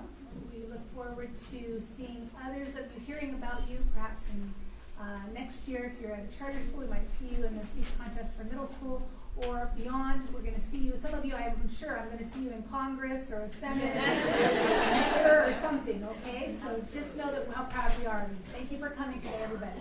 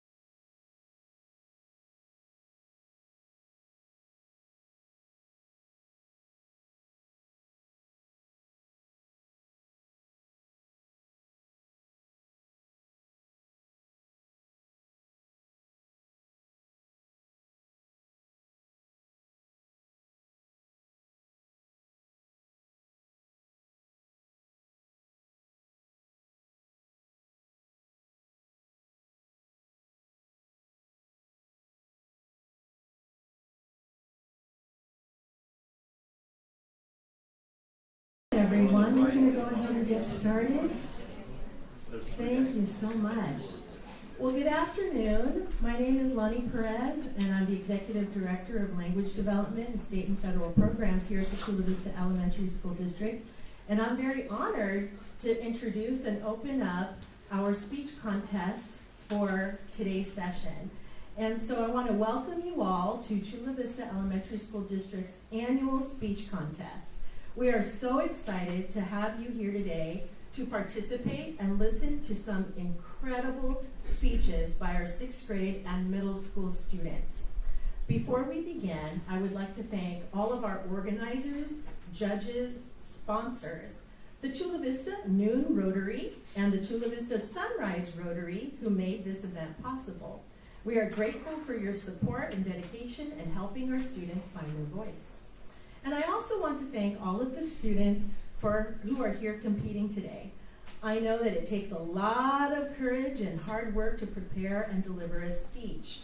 And I was also an elementary school principal here in Chula Vista, and I remember preparing our students and coming to listen to them. So I just want to thank you for all of your hard work and your courage and your enthusiasm to be here today. Thank you so much. We can't wait to hear how you can unleash your superpower for positive change. Without further ado, let's get started. I now hand the mic to Ms. Rochelle Carroll, who will provide instructions for the remainder of the program. Good luck to all of our students. Thank you.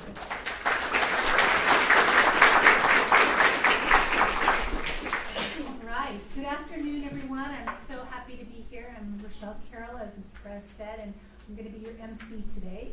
So I would also like to thank all of our speakers for being here. So let's give them another big round of applause.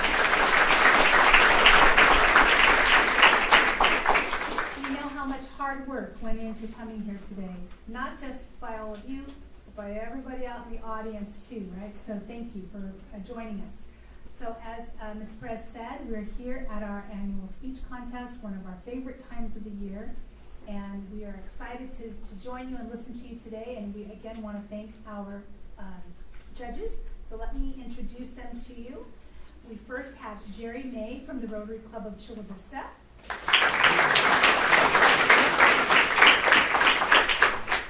We have Eileen Salmaran, Communications Assistant for Otay Water District. And we have Therese Cabayas, the President and Regional Manager for North Island Credit Union.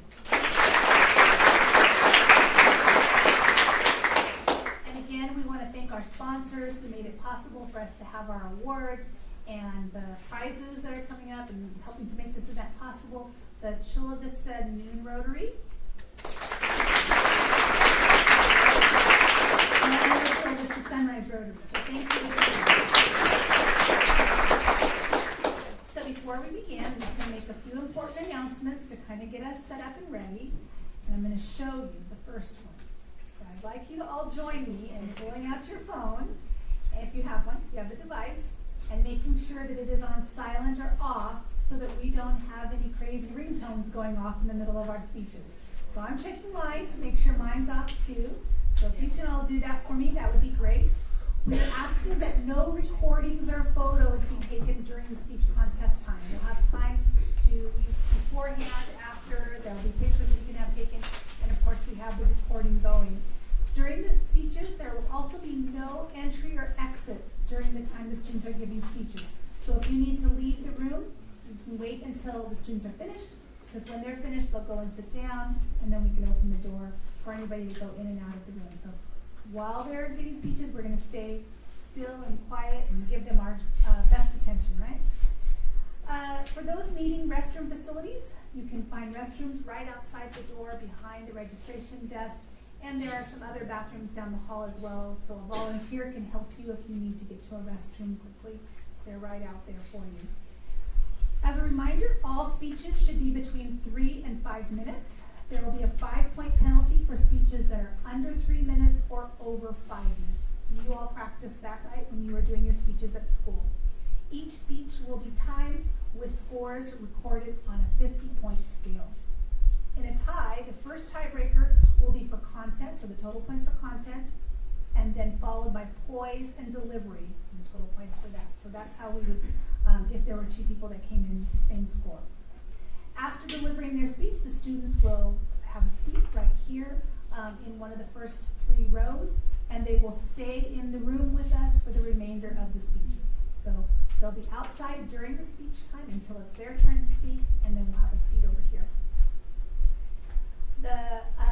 Those moving on today, so there was a contest this morning, and we have one this afternoon. Those moving on to the finals will be coming back tomorrow morning for our finals in room C here, and you'll be notified to make sure that we're all coming to the right place at the right time. Let's see. We also want to let you know that the speeches are being live streamed and recorded. So for those of you who might have people at home that want to be watching and can't be here today, you can get to the live stream by going to our YouTube channel or the website at cvesd.org/speech contest. That will get you to watch it right in live time or to go back and see it later on. If you've not already done so, don't forget to take a photo at a photo booth outside or any of the places where there's great places to take a picture after we're finished up. Finally, every school library is going to be receiving a copy of the book Finding My Superpower, dedicated to our speech contest finalists. So students can go in and check out that book and think about all of you speech contest winners and how you talked about superpowers today. Okay? So, again, we want to thank everybody for being here.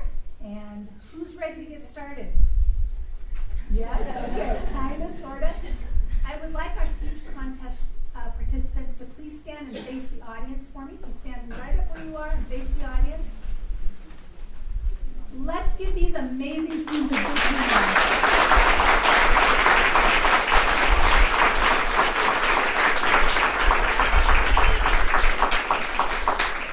We are very excited for them, and we're going to take them on out. You're going to go on to another room to relax a little bit before it's your time to speak. So go ahead and right here, follow Ms. Castro, and she's going to lead you on out to your special room. Great, thank you.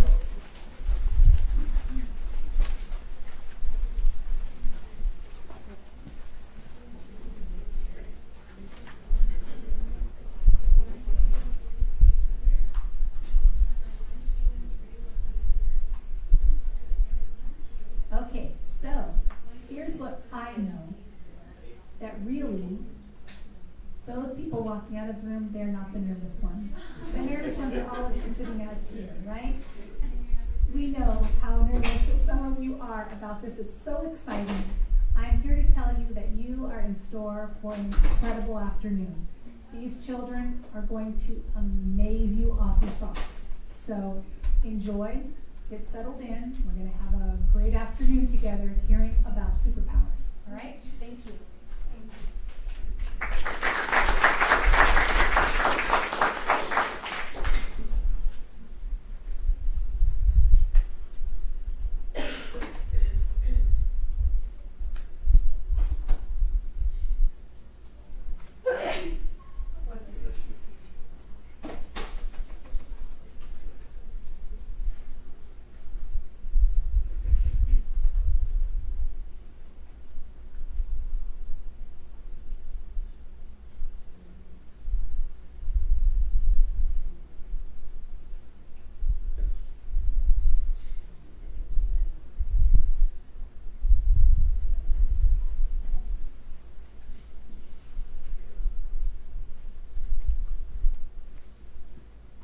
Speaker number 1.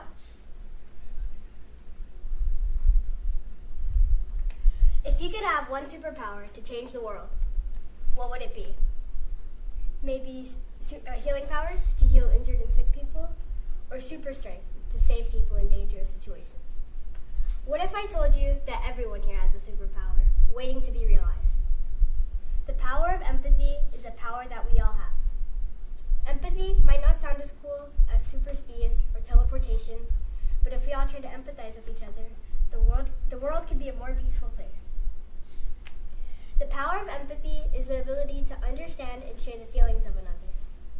Empathetic people actively listen, can easily read people, and can feel the emotions of others. Empathy is something we could show to others without having the same experience. Cognitive empathy, or the ability to imagine yourself in someone else's shoes, is what can help us share the feelings of another without having the same experience. Empathy is important because if more people try to be empathetic to one another, we could understand each other's feelings and understand why people who you might disagree with feel the way they do. We could find someone's real motivation for the things they do and understand their beliefs. By just putting yourself in another person's shoes, this could prevent fights, stop conflicts, and motivate people to work towards a positive result for everyone involved. If we could all strengthen our powers of empathy, we could resolve and avoid arguments and try to use compassion to solve each other's problems.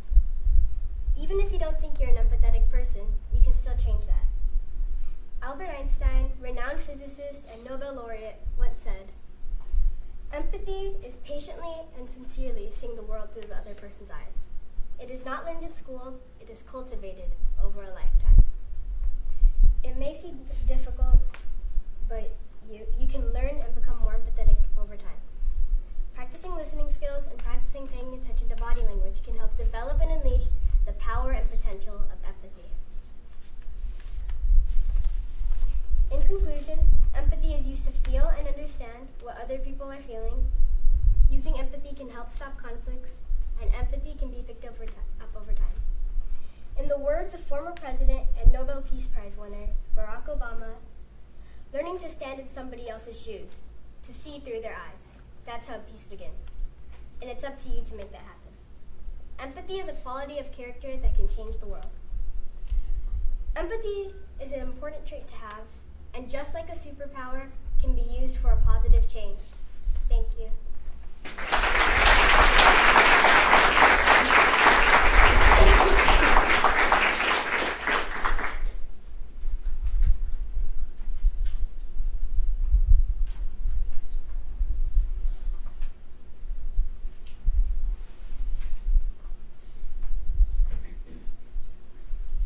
I forgot to mention that there might be like this awkward pause that we wait here. It's not because I'm forgetting to go get the next person, but we're waiting for our judges to do their scoring before we bring in the next one.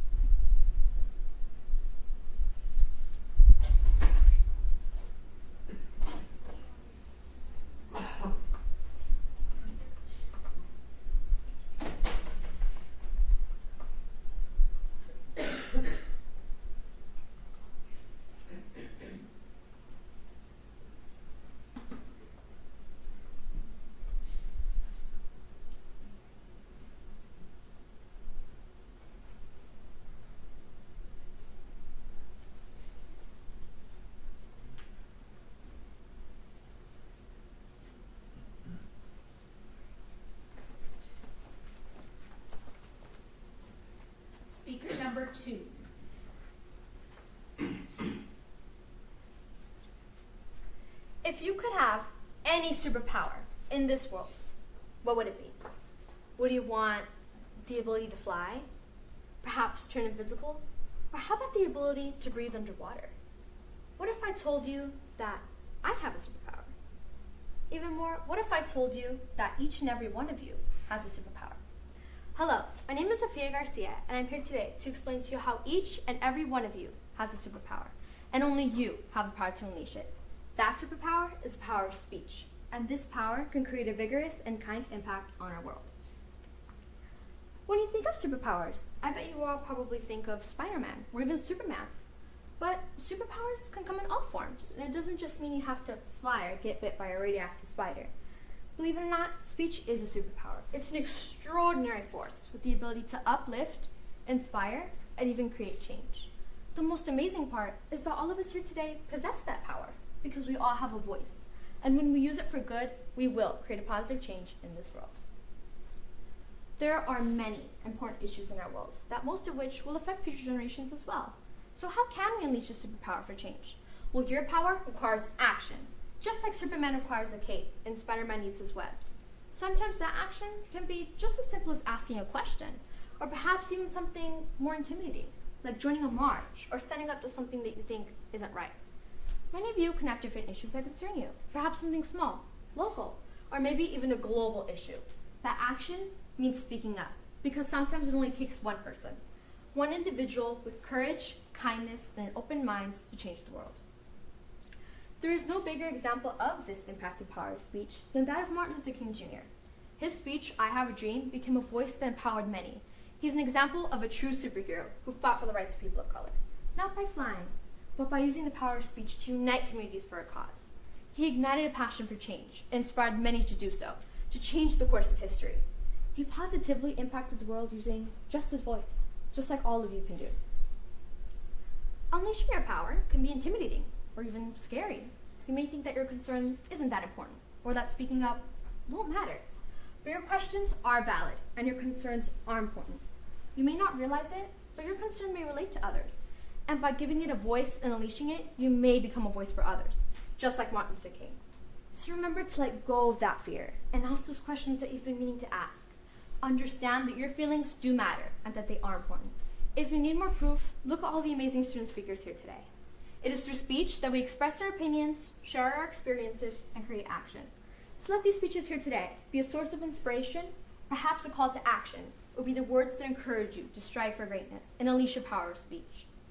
Remember that your voice is your own, and although it doesn't seem comparable to flying, the impact it can have on those around you can go beyond the imaginable and break barriers. In the grand scheme of things, we realize that speech carries the power to build and mend bonds. But as is a superpower, it can also hurt and destroy. We must never underestimate the impact of our words. Just like Uncle Ben told Spider-Man, with great power comes great responsibility. Which is why it's important to remember that when using your voice, you need to be open to other ideas as well, and to be principled. Even though you may be eager to share your ideas, it is best to do it with a strong sense of fairness and justice. Now remember, you have the most amazing power of all, speech.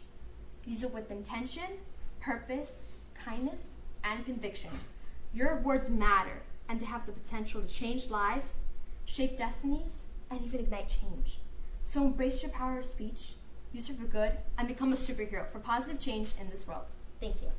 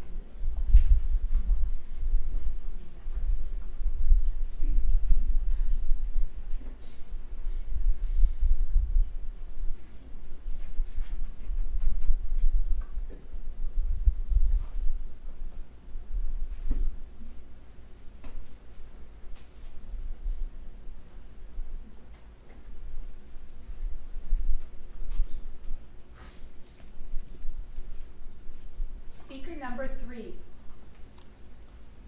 Good afternoon. My name is Arlette Rodriguez and I am a 6th grader at Lauterbach Elementary, and I am very excited to share with you a topic that I am passionate about with you today. Jason Reynolds, an American author, states, "Having a superpower has nothing to do with the ability to fly, jump, or superhuman strength." This means that you don't need any superpowers. All you need is your personality and traits to be able to make positive changes. Unfortunately, this world is filled with a lot of impatience, injustice, and discrimination. You'll see it when you turn on the TV or open up social media and hear about hate crimes and see comment after comment of negativity. The exposure to intolerance is constant. This can lead to consequences that affect other people's lives simply because they have a different opinion. Sadly, we've heard about it so often that it really doesn't bother us anymore. In fact, do you recall Ahmaud Arbery, a black man who was simply out for a run when 3 white men attacked and ultimately killed him for no reason on February 23, 2020? There is also another case on August 3, 2019, involving 3 Hispanic people who were shot and killed while protecting a 2-month-old baby in a racist rampage against Latinos in a Walmart shopping center in El Paso, Texas. During the shooting, 23 people died in total and over 2 dozen were injured. These are just 2 cases out of so many injustices. Please take a moment to remember one of the many other situations in recent history.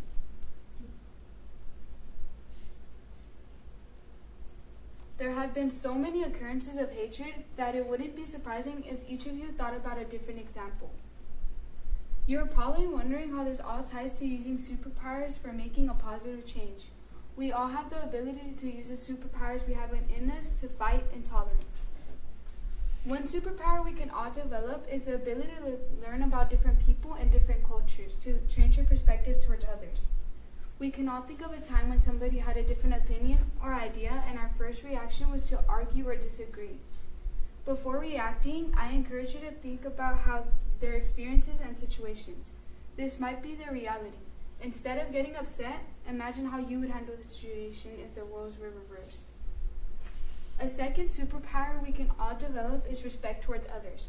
There are going to be times where we lack tolerance because we can't see where the other person is coming from, which can cause anger and impatience. When you don't know where you stand with someone, things can get easily confrontational. If we are more curious about their background and personal experiences, maybe we can show empathy to ensure better understanding. Together, with education, perspective, and curiosity, we can achieve the superpower of tolerance and empathy. Emotional researchers at UC Berkeley generally define empathy as the ability to sense other people's emotions. Having empathy doesn't mean we can't or want to help fix every problem, but it is very important to take our first steps towards being able to control our own negative emotions. For these reasons, it is clear we can use our superpowers to have more tolerance towards other people even if we do not agree with them. According to Mr. Reynolds, the truest superpowers are the ones we all possess. I believe that we are all capable of this. Thank you.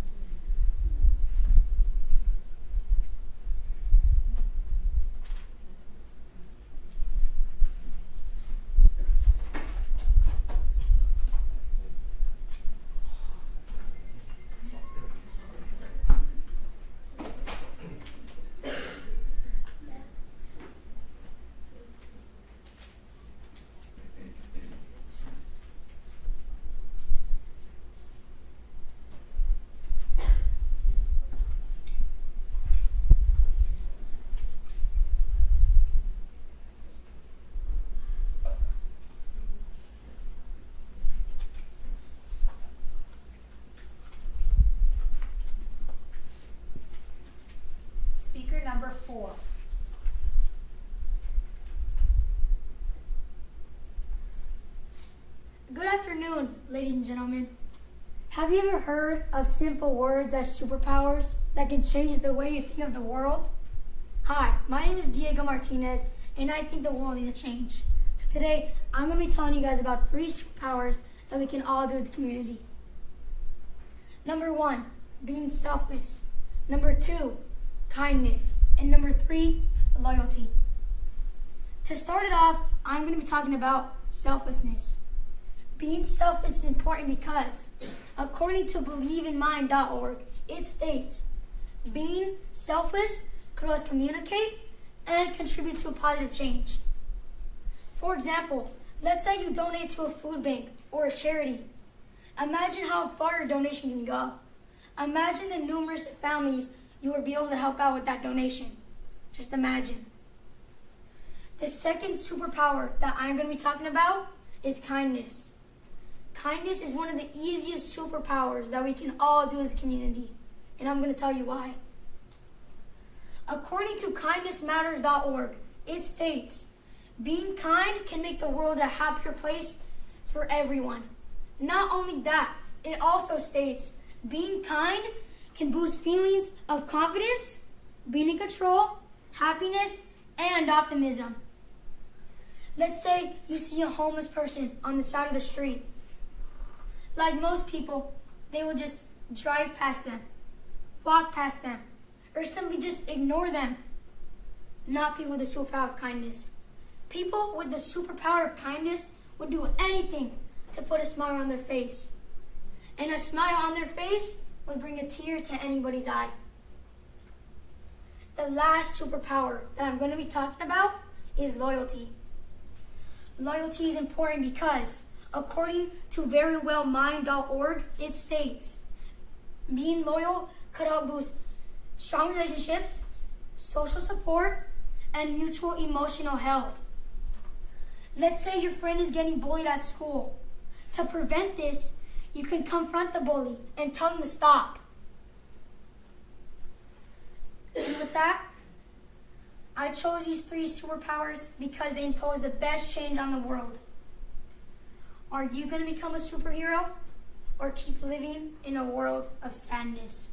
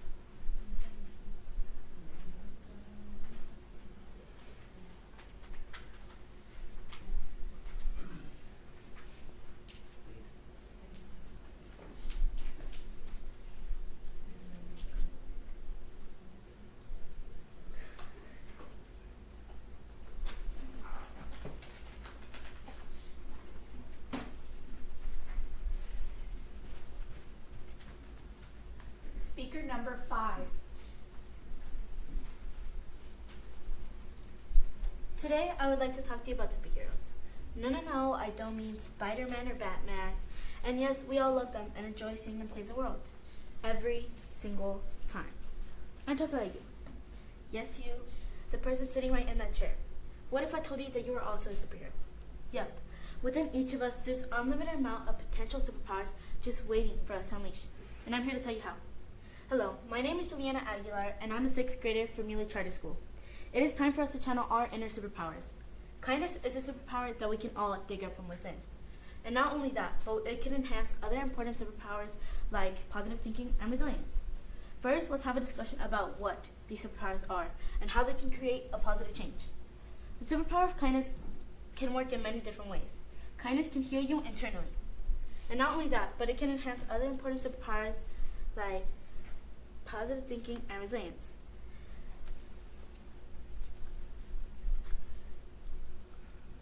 Being kind to yourself sets good examples for others. You know the superhero Iron Man? Well, his real name is Robert Downey Jr. And he proved that you could be a superhero in real life by using the power of kindness and gifting an Iron Man prosthetic arm to a young boy who is missing his right arm. Arguably, the most important part of kindness is that it can be contagious. This little boy received an incredible act of kindness, and now he will be more inclined to show kindness to others. Unlocking the superpower of kindness can automatically unlock the superpower of positive thinking. Have you ever had someone just smile at you, you smile back, and you feel a little happier? That is a chemical in your brain called dopamine. According to the Mayo Clinic, dopamine causes the pleasure/reward centers in your brain to light up. Just a simple smile and thinking in an optimistic fashion leads to better mental health, which in addition will likely lower levels of distress and pain and reduce the chances of mental health conditions. My great-grandma was, rest in peace, a wonderfully positive woman who always had a great mindset. She always wanted us to be our best self and was always positive. She would always joke around and had such a great mindset.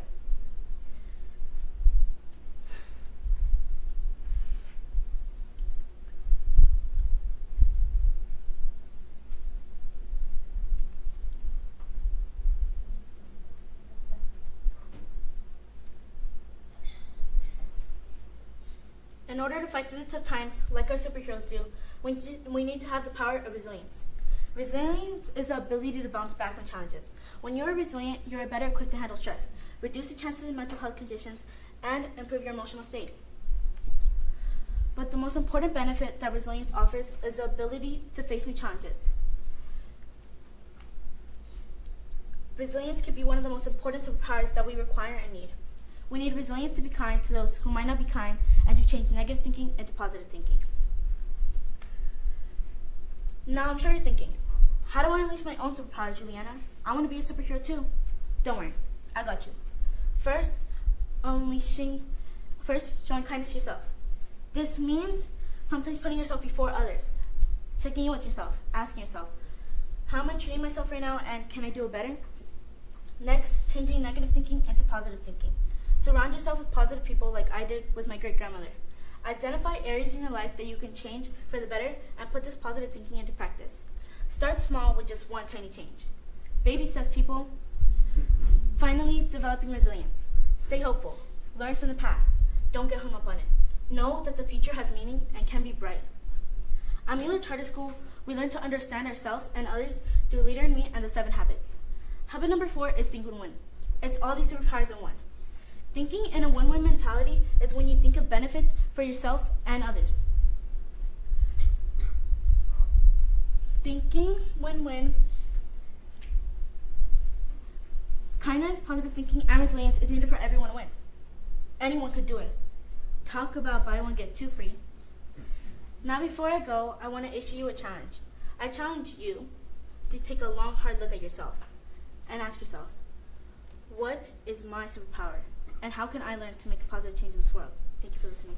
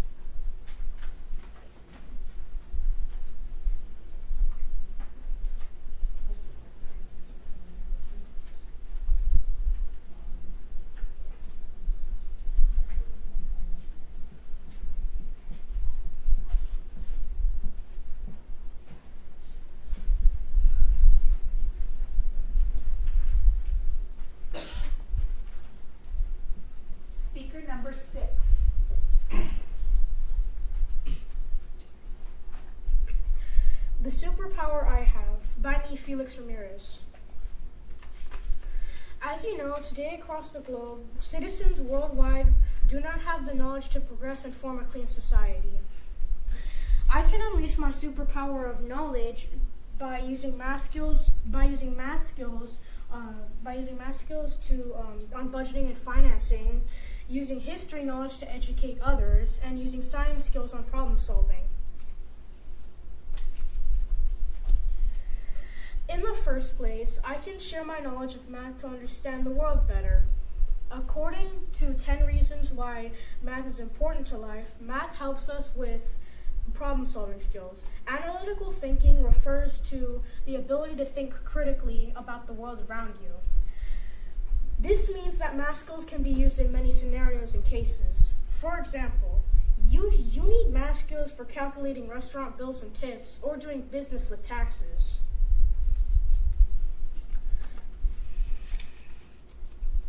In addition, I used history knowledge to educate others how long or how hard it was to live back then. According to the website Very Well Health, from the mid-1500s until around early 1800s, life expectancy throughout Europe was about 30 to 40 years.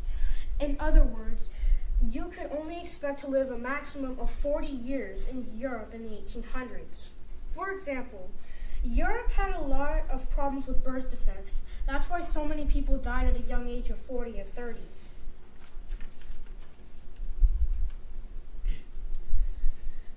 Finally, I can make positive changes with science skills for problem solving. The article 3 Everyday Ways Change Makers Use STEM. At Ashoka, we have seen many creative ways that young people are using STEM to solve problems. To put it differently, many young people can solve difficult challenges. For example, children can solve it. Young adults to young children can solve many problems, like developing a cure for a disease that hasn't even struck us yet. In conclusion, I have the power of knowledge, and I can use it to help make the world a better place. I can do this by using math skills for certain situations, using history skills for teaching others, and using science for problem solving. Knowledge is important because it can help us make a cleaner society, and I predict that we can make the world a better place. So what do you say, world? Do we want change? For me, I say yes.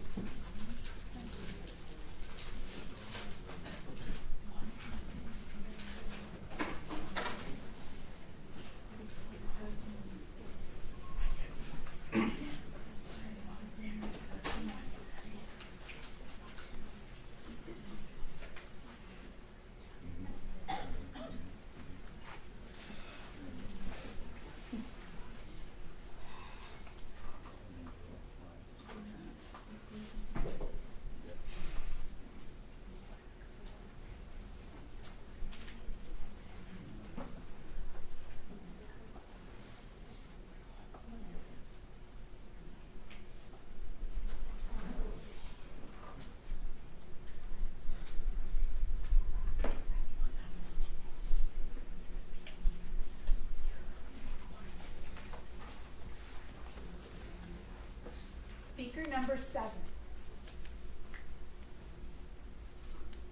How we can unleash our superpowers by just being ourselves. That can mean a lot of different things, like ending pollution and maybe giving food to everybody. But for me, that would mean to value everybody for who they are and not for what they have.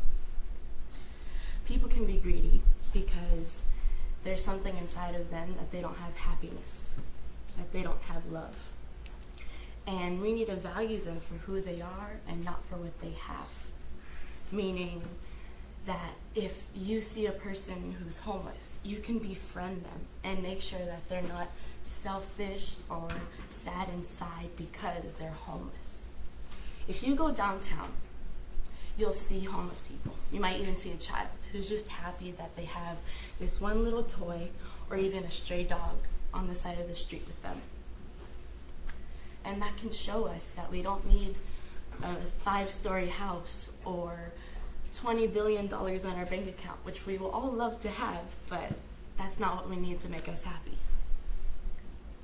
You can just be happy by having 2 parents at home, or having a dog, or even having a car, because some people have to take the bus to school, have to take the bus to work, and some people don't even have a job. That's why we have to value people for who they are. Like one of my friends, they have 2 houses, but I value them because of their personality. They're funny, they're smart, they're kind, and even if we do have bad days, we still love each other for who they are. She doesn't have to love me for who I am, but she does because she values me as a person. And that's just showing us how we can value each other just by valuing them by who they are and not for what they have, not for what they look like, because the best person in the world can be in the worst car. They can be on the side of the road just walking to their job, but then the worst person in the world can be in a Porsche and they can be driving and just be rude and not kind to everybody. But us as humans, our job is to be humans. Go to work, come home, eat, sleep, and then do the same thing over again. But for us to be kind, that would take an extra step. And some people don't do that because they're too lazy to, or they don't want to make others feel happy because they're not happy, because they don't feel like they're loved enough. And for us to value each other for who they are, meaning that we don't have to see how many dogs or cats or pairs of Nike Air Jordan shoes that they have because of who they are. Because we love them for who they are. And if they're old, if they're a baby, if they're the middle child, if they're the older child, if they're the youngest, being the youngest isn't that easy, but also you get whatever you want. But being the oldest is setting the example, and by showing the younger kids that you can value people for who they are, and they don't have to love you back. All you have to do is show people kindness and show people that money doesn't mean everything. Money doesn't mean that's your superpower, because money isn't a superpower. It's just our turn to have something. And for us to be greedy, it just says something, because if you just see this piece of fruit on the floor and you're hungry, some people just throw food away because they don't care. They don't value people. They don't care about how much food or how much money that they waste because they already have so much of it. Because they already are so selfish of what they have, and they don't think that they need anything else. But really, they think that happiness comes from money. But money doesn't cure happiness. That's not what goes in your heart. What goes in your heart is love that comes from a human, affection. Having siblings doesn't mean everything, like you'll get everything. That doesn't mean anything. Being an only child is kind of hard because everybody looks up to you because you're the oldest or something. But by being there for someone who doesn't have anything means so much, because if they just don't even have a house, if they just don't even have anything, then you don't know who they are. You just need to introduce yourself. Show them the love and affection that they're missing, because you don't value people off of what they have. You value people off of their attitude and how they are to you, because that's what matters. They don't have to be always kind, but you still love them, not for what they have. Thank you.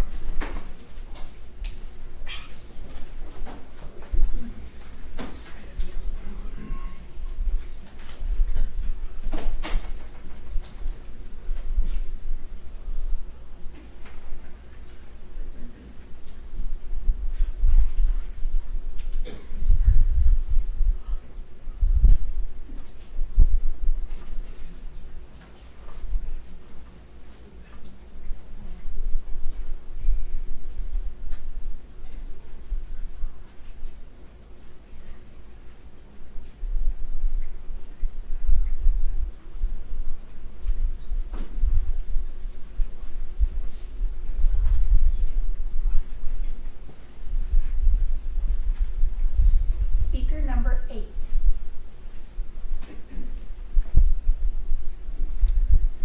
Good morning, everyone. My name is Mateo Lenches. I am a 6th grade student in Mrs. Haywood's class at Los Altos Elementary, and I am here to talk about you. Let me explain. The topic of this year's speech is, how can we unleash our superpowers for a positive change? We all have superpowers, including all of you. So as I am speaking, think of the ways you can use your superpowers for good. You can make a change not only to the whole entire world, but also somewhere smaller like your community or home. Either way, they are both good changes. Superpowers can help you make things change for the better. And by superpowers, I mean common talents and skills. One way I can unleash my superpowers for a positive change is by using my talents for worthy causes. You don't have to be rich or famous or anything like that to make a change. Common skills such as drawing can make a tremendous impact. Mickey Mouse is a perfect example of that. And today I will explain a little bit about my talents, which are creativity, playing instruments, and kindness. My first talent, creativity, can be used in many ways. It can also help you make positive changes. I can make up stories, write books, make paintings, and make cartoons to entertain people and cheer them up. The books I could write can have a message that tells people to be kind or other good things like that. The same goes for paintings. With the money I make from those books and paintings, I could donate it to noble causes such as hospitals. I can also help awareness groups by making little cartoons or books to help spread the good cause they want people to see or hear. The second talent I have is playing guitar, violin, and a little bit of piano. Music is a powerful thing. It's basically a universal language. That automatically opens up an entire world of possibilities and opportunities to make good changes. People have even remembered their past through music, so that's a bonus. A change I can make with my music talent is maybe starting an after-school club for learning instruments and brightening people's days. I could also perform at shows to raise money for people in need, like the homeless, or buying meals to people who need them. The final talent I have that I will talk about is kindness. Kindness opens up a lot of possibilities because, let's be honest, we need more kindness and compassion in the world. I could use my kindness talent to host fundraisers for hospitals and other noble causes. I could also use kindness to give speeches to inspire people to be more kind and use their talents for good. And even small acts of kindness like picking up trash in the sidewalk or helping an old lady cross the street can inspire people, because a true act of kindness always sparks another. As you can see, the way you can use common talents like these shows that we truly have superpowers. Anyone can have talents like running, drawing, playing sports, kindness, creativity, and so on. But it takes a really kind-hearted superhero to use them for good. Think of the talents you have and see how you can use them for good. And together, we can make a better tomorrow. Thank you.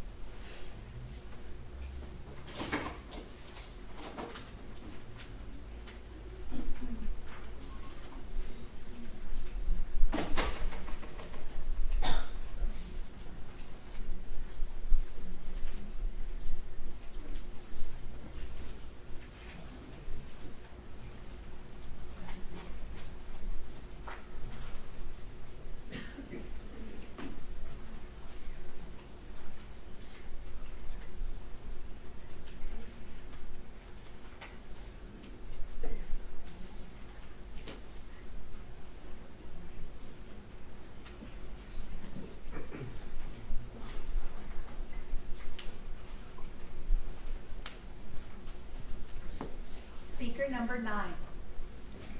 Good afternoon. Let me ask you all a question. How can we lean towards positive change and help our environment filter trash? Let me give you an idea of where to start by telling you the changes and effects of trash. We can all start thinking about changing the fact that we litter way too much. Sometimes we might litter unconsciously, but this is becoming a serious issue. Do you want trash in front of your homes? Do you want to have dirty water? Or do you want something better? What I mean by something better is to have a clean environment for us and the next generations. If we make a change now, we will avoid a low food supply and not enough clean air and dirty water. If we make a difference right now, we can make a big difference. Picking up trash is like reading a good book. Once you start, you just can't get enough. To add on, there is litter practically everywhere, in the streets, in the park, and even in front of our own homes.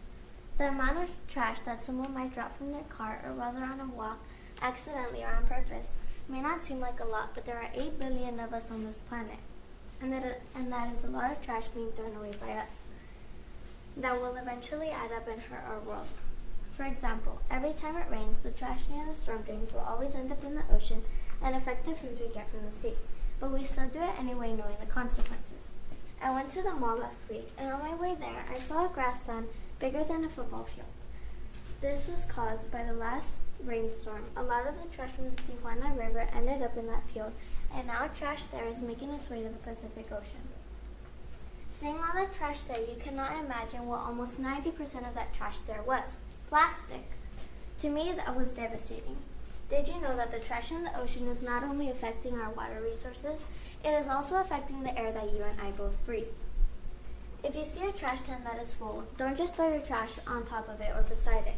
Go find another one, or even better, go pick up trash on your own and take some initiative. A way that we can make a difference or prevent something bad from happening, like further pollution and animal extinction, is by picking up trash and disposing of it properly.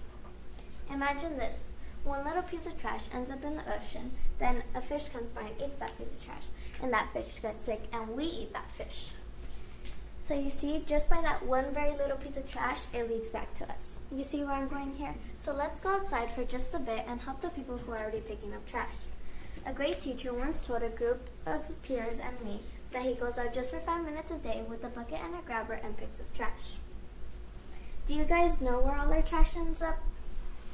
You might think a landfill, and yes, but according to National Geographic's 5.25 trillion pieces of trash and counting ends up in our ocean. Like, that's how much of our trash ends up in the ocean? Many people say, pick up trash even if it isn't yours. I bet half or even a third of the people in this room listen to it but don't actually do it. But if we each just pick up one piece of trash each day, that's one less piece of trash that ends up in the ocean. So if one person picks up trash around their block and inspires someone else, that's 2 people picking up trash around their block. So that goes from one clean block to one clean city, to one clean county, to one clean country, to one clean state, and you guys could guess the last one clean world. So to me, superpowers aren't turning invisible or teleporting place to place, but what one small person can do for the earth without being experimented on in a lab. I know there are superpowers in every one of us. They might be a little different but helpful in many ways. All you have to do is unleash it for positive change. Will you consider for a split second throwing your trash inside the trash can next time? This is Nancy Gonzalez, a 6th grade student from Finney Elementary. Thank you for listening.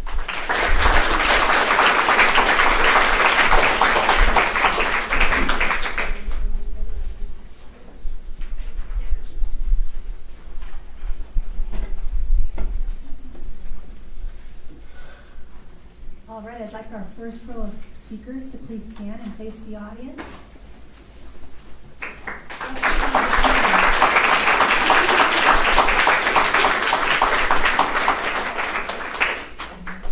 I told you they're fantastic, aren't they?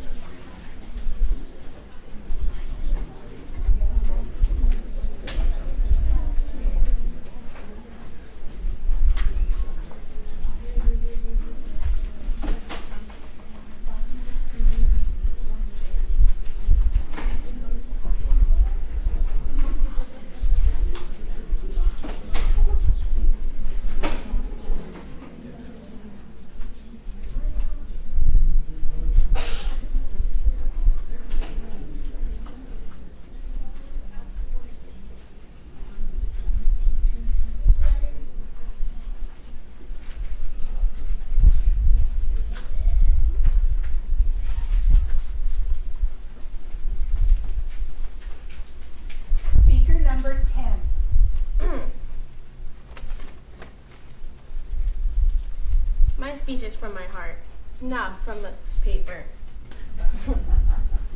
Faith, complete trust or confidence in someone or something.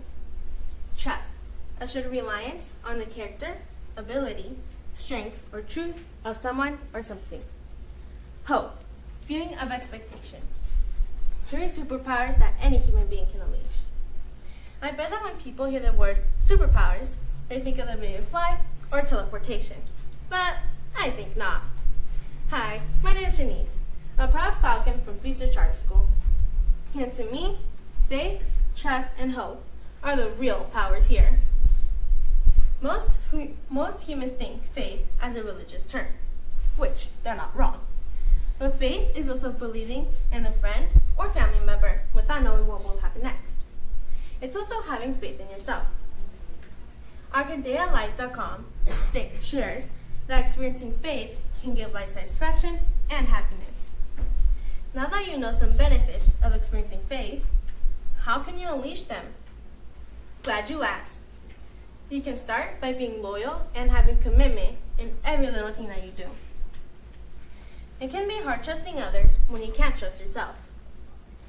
Fun fact, trust can actually boost your confidence. Did you know that trust is the key to social harmony?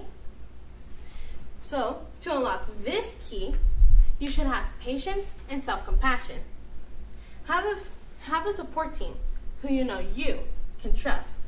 For example, My support team is my youth pastors, my youth leaders, my parents, my sibling, teacher, counselors, and principals, and my friend group. Choose positive actions like volunteering or co-op activities. Soon, you'll see this power among you and other citizens. Hope.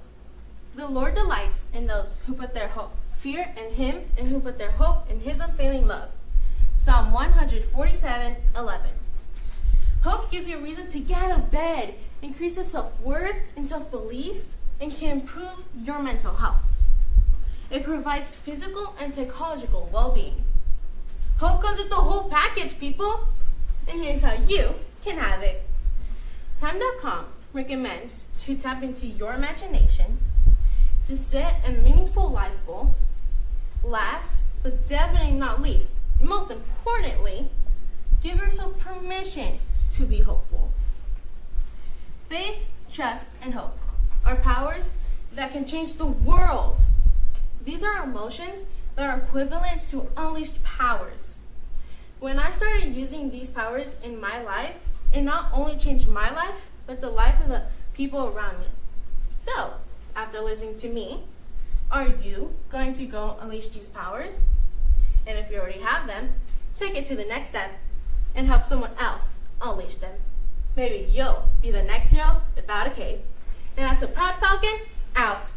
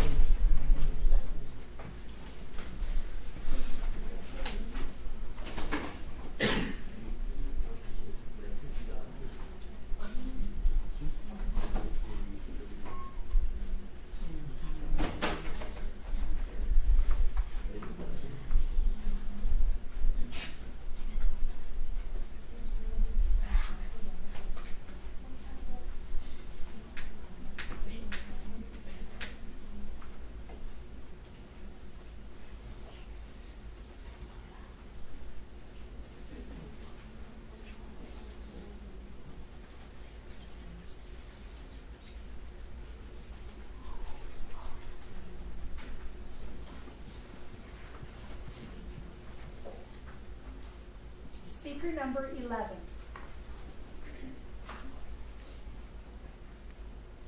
Hello everyone. Today I'm going to be talking about a huge issue. According to DoSomething.org, over 160,000 children and teens have skipped school this past year because of one word, and that word is bullying. Bullying is when a person has bad intentions to hurting someone physically or verbally. So, how can we as a community help stop bullying? Hi, my name is Sharon Oboharainen. I'm in 6th grade and I attend Castle Park Elementary. The big reason why I'm standing in front of all of you today is to speak up on a very important topic of bullying. The way I strongly believe how you and I can release our strongest and most powerful superpower is by standing up for people who don't have the courage to stand up for themselves. What makes this superpower work?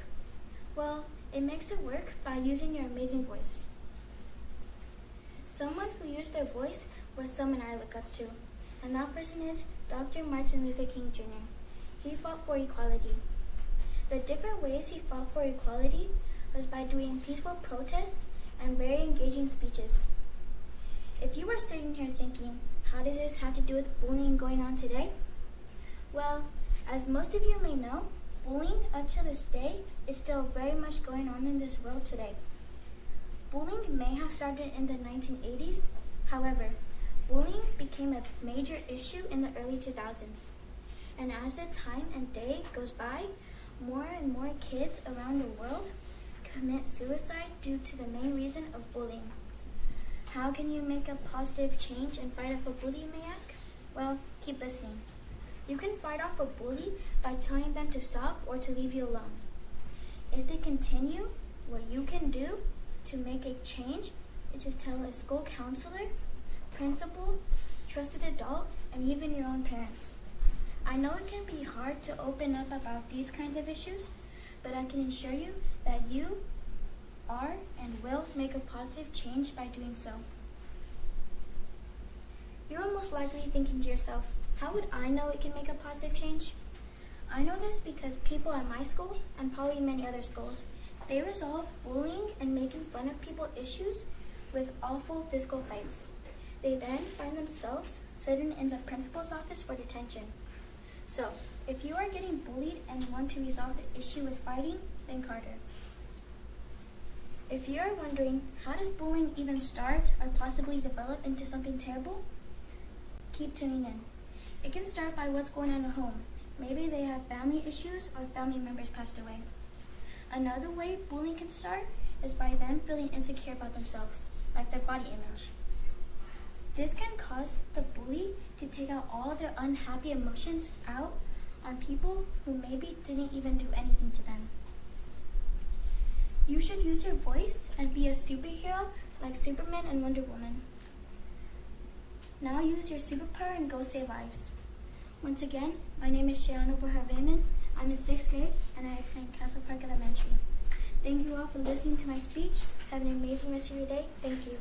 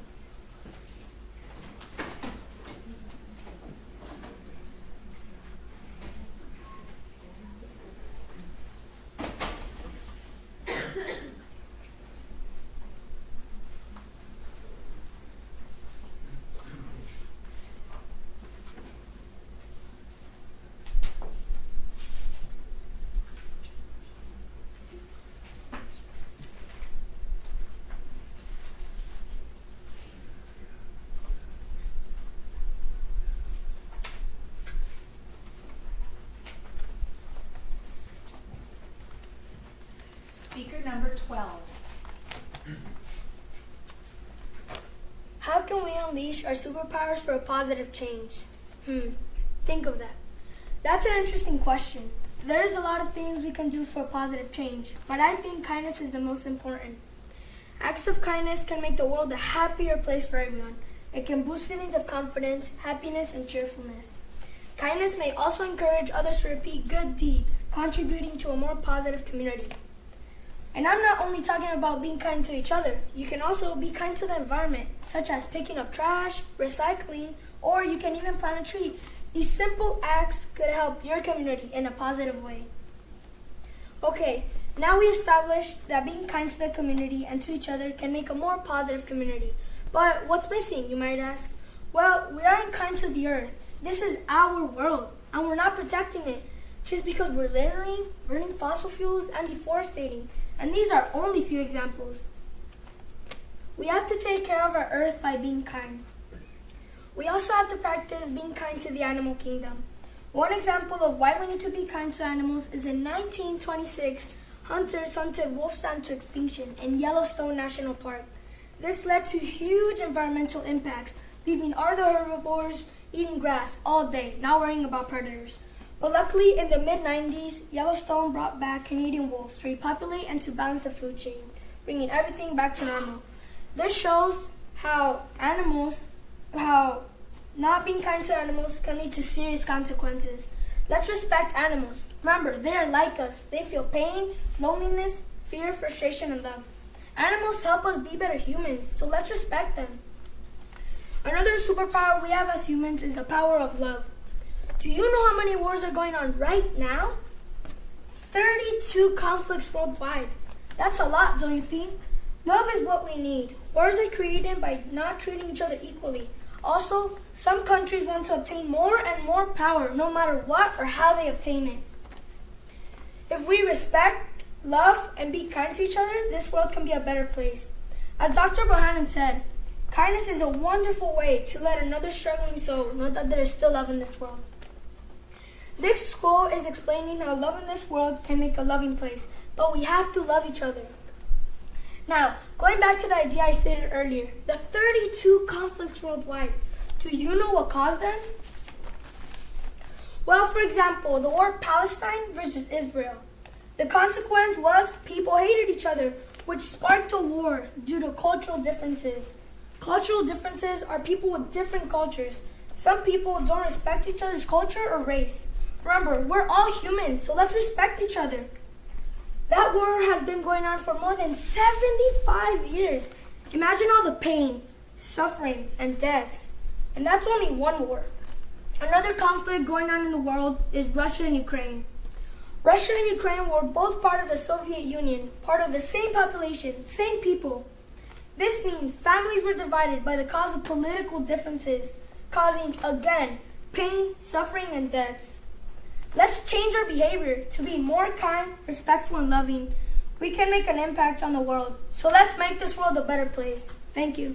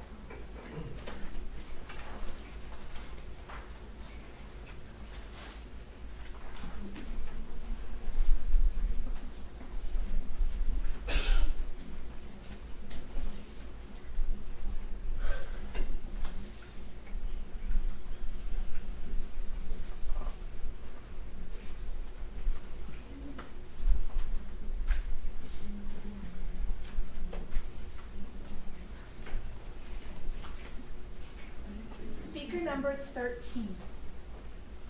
Many people don't know how to voice what they believe in.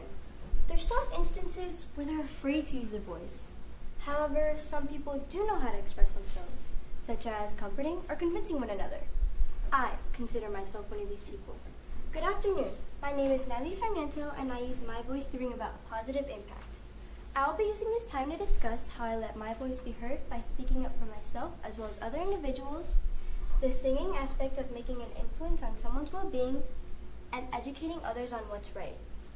I know firsthand what it's like to be afraid to speak up for myself.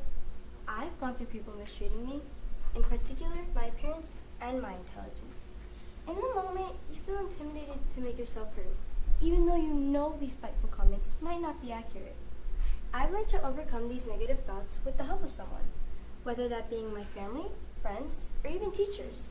So, speaking from personal experience, having someone to talk to and support you relieve my fears of voicing out my opinion. In turn, I want to use that same influence to be there for others. For instance, my friends always see me as someone they can turn to. Even if I myself am going through something, I still make an effort to look after others. Yes, giving gifts and compliments is nice and all, but it will never amount to speaking up and supporting someone. Standing up for others can boost their self-esteem. Similar to that, singing gives the same effect, if not more. It's been proven singing can help us mentally. It can reduce stress and improves mood. I know that singing has benefited me. Whenever I'm singing, I always feel inspired and carefree. It has also given me the confidence to perform and present in public, just how I am in front of all of you right now. While I myself love to sing, I know the feeling of being starstruck by music performances. To illustrate, I've had the pleasure to attend numerous concerts performed by Chula Vista High's choral groups. They never disappoint to leave me in awe. I aspire to make that same impact on others, getting the opportunity to make someone's day a little better. I might not be able to do that at the moment, but that's what I strive to do. As I attempt to educate the people around me, including teachers, because we all know teachers can learn from their students by teaching them patience, perseverance, or even slang terms through guiding my classmates with schoolwork, varying math and English. Additionally, by conveying my research, it allows me to enlighten people about things they may not have known before and gives me a way to use my voice in a positive approach. To give an example, I've had the opportunity to inform others about pressing causes, such as being aware of mental health. Furthermore, being student council president gives me the ability to be a role model and influence fellow students. Taking that into consideration, I always try being a confident and effective leader. Closing off, speaking for oneself may not be the most efficient thing in the world, but know I'll keep advocating for those who can. As I continue to sing throughout my life, my goal will always be to inspire and to never lose my sight for singing. Educating isn't something only teachers can do, but what all people are able to do. My voice is something no one can take away from me. The same goes for everyone here. It's just a matter of how you use it. My name is Miley Sarmiento, and I thank you for your time.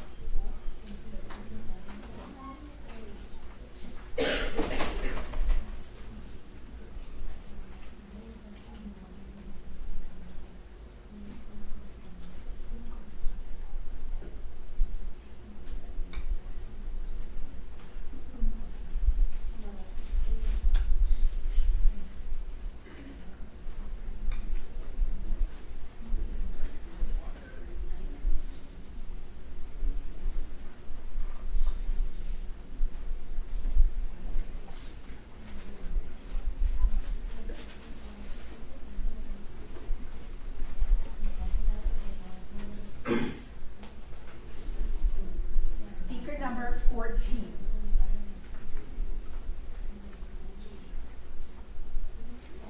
We all know that life has its struggles. What if I told you that you could change that? Everyone in the world can too. My name's Miranda, and I want to change the world with your help. First, you must unleash your superpowers. Once you do, not only can you help yourself, but your entire community. One power that everyone needs to change the world is learning from your mistakes. This skill is especially useful, and this is why. If you didn't learn from your mistakes, you wouldn't grow. You wouldn't be able to walk, read, write, do math. I could go on for ages. Learning from your mistakes helps you understand what you're doing wrong. Of course, nobody's perfect. We all make mistakes. What matters is you learn from them. This learning technique is known as experiential learning. It's everything I just explained. The ability to learn from your mistakes. You already have this power. You just need to use it to the fullest.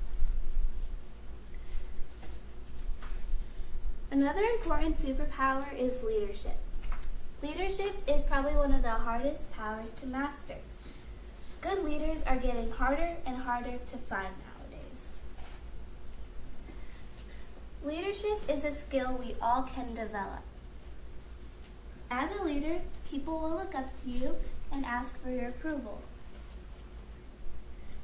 People will value your opinion and time. Being a leader, you need confidence, but don't let people confuse you. People confuse leaders with bossy people, but really they're looking out for everyone's best interest. It takes a lot of practice, and I mean a lot, but once you master the skills of a leader, you will be the best of the best. Just remember, you can never have too much practice. Last, but certainly not least, is kindness. I know it sounds cheesy, but just hear me out. Kindness is a necessity.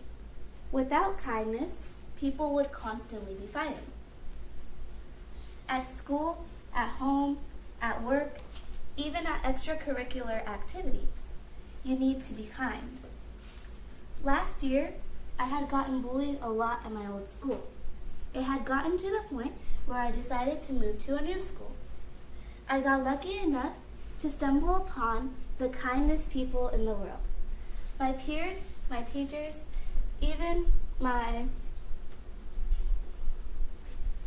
other staff members, they welcomed me with open arms. I'm so grateful to be in a new and healthier environment. As you can see, being rude and unkind can lead to others leaving you. It doesn't matter if you're a kid like me or an adult. It's never too late to be kind. This can be as simple as a compliment or as complex as volunteer work. Whatever you decide to do, please be kind for the sake of the world. There are so many ways you can help your community by unleashing your superpowers. Superheroes with superpowers are overrated. The true heroes are the ones with the golden heart and the drive. Thank you for spending a few minutes with me.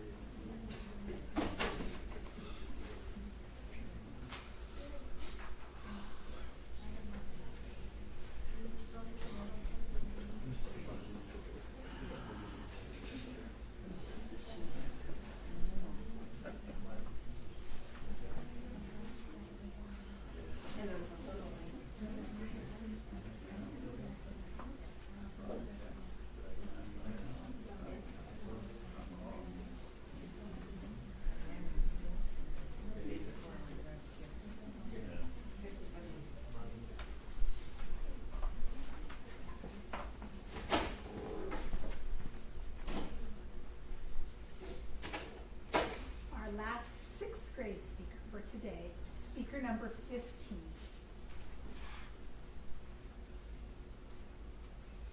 Have you ever thought about your superpowers and how they can help you make a difference?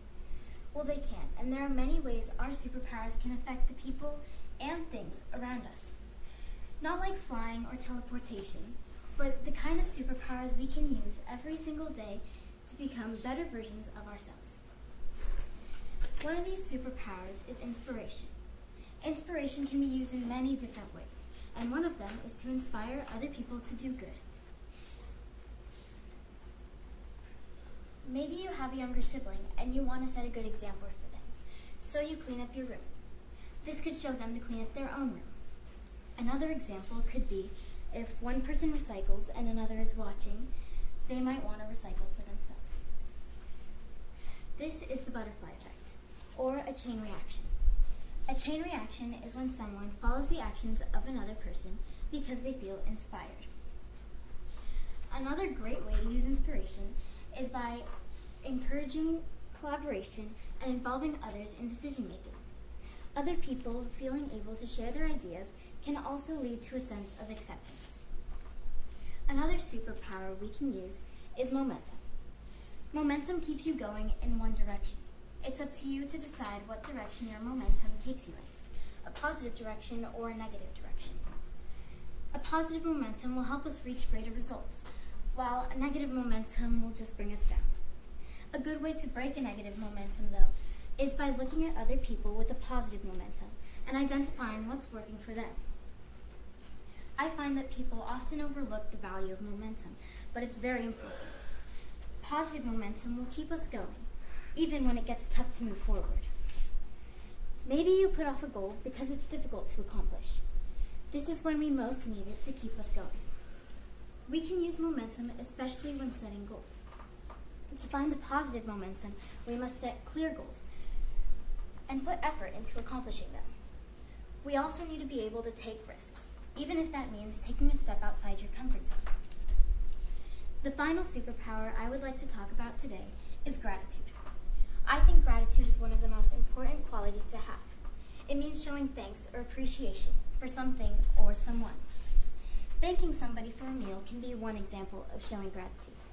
Maybe you show it for an after-school activity you have the privilege of doing.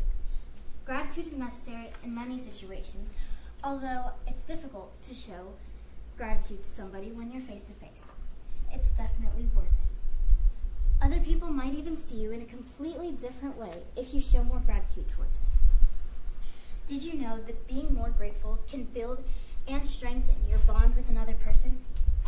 We can use gratitude as a guide to a wider social network. This could mean more friends and better relationships with them. So, inspiration, momentum, and gratitude are my favorite superpowers to see in myself and other people.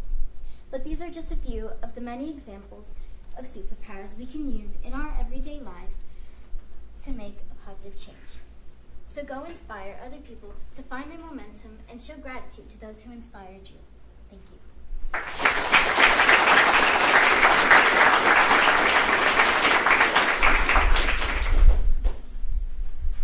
What an incredible group of speakers. Let's have our 6th grade speakers please stand and face the audience.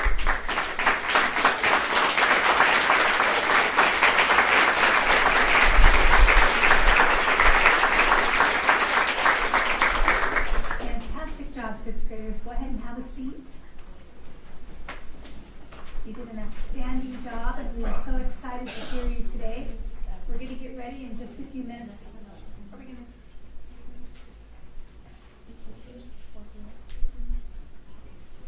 We are going to switch over now, and we're going to move on to our middle school speakers. So we're going to be listening to 7 middle school speakers coming up, and then the judges will go in to deliberate, and we'll have our results in just a while. So thank you, 6th graders, and here we go, beginning middle school.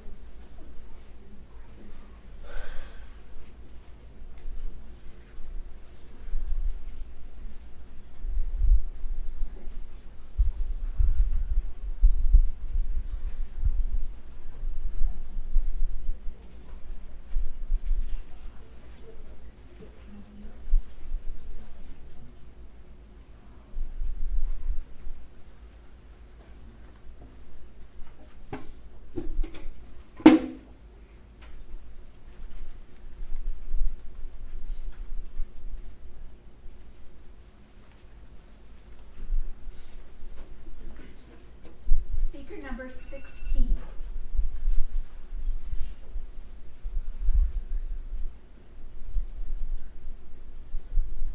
What's the first word that comes to mind when you hear me say superhero? My guess is superpower.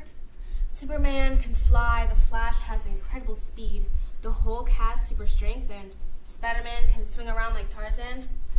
Sorry, comic book geeks, but I'm not here to argue about which fictional superhero is the most powerful.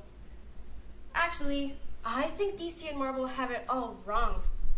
Great superheroes can be right here in this room. You're just not wearing capes. You can be a superhero, and you, and I hope someday even me. Today, I would like to make the point that we can all be superheroes when we deploy our own superpowers. We all have a unique superpower or two, but they are worthless unless we unleash them to create a positive change to serve humanity. This afternoon, I'm going to make the case that we all have two potential superpowers that can make the world a better place. These are the remarkable powers of empathy and tolerance, the Batman and Robin of peace. Our superpower of empathy is the ability to understand the feelings of others. It sounds easy, but it's not. That's why it's a superpower when mastered. Today, it feels as if the world has an empathy deficit. It can be hard to find time to worry about other people when we are so focused on ourselves. But we must try. Barack Obama made that case, that empathy is the father to peace. He said, learning to stand in somebody else's shoes, to see through their eyes. That is how peace begins. It is up to us to make that happen. Empathy is a quality that can change the world. So, how do we do that? We start by working to appreciating everyone's uniqueness. When someone asks me, hey, do you think you're unique? I say, yes, I do. There is only one of me, and there will only ever be one of me, so I am unique. You are also unique, so that we have in common. Our second hidden superpower is tolerance, the ability to accept and respect the differences in others. This is more difficult than it sounds. We are taught through our life to follow a specific religion, support a certain form of government, or practice a desired set of values. We may feel uncomfortable when we encounter people with diverse beliefs or unfamiliar cultures. Showing them acceptance and respect may be difficult, but we must stay strong and thoughtful. That's why it's a superpower. I am convinced we were all damaged by the pandemic. It was like kryptonite. Being afraid and isolated from one another bred intolerance. Across our nation, people seem more judgmental and impatient. Our country's diverse and complicated society requires us to constantly adapt to each other. Sometimes we have to agree to disagree. The superpower of tolerance makes it all possible. Unleashing tolerance and modeling it for others promotes positivity and peace. Gandhi urged us to be the change you wish to see in the world. Empathy and tolerance are universal. Our superheroes with tights and capes certainly have their place in our culture and in our hearts. Your favorite superhero and mine both have the same purpose in life, to protect and serve. Their missions are born of empathy and tolerance. The Hulk never said, I'm only going to protect muscular green people. He serves anyone in need. We can too. We must unleash our emotional superpowers. We must use our powers in the service of others. Small miracles happen every day. Unleash your empathy and your tolerance to create your own miracles. A hidden strength, a superpower, dwells in us. This is the way. Thank you.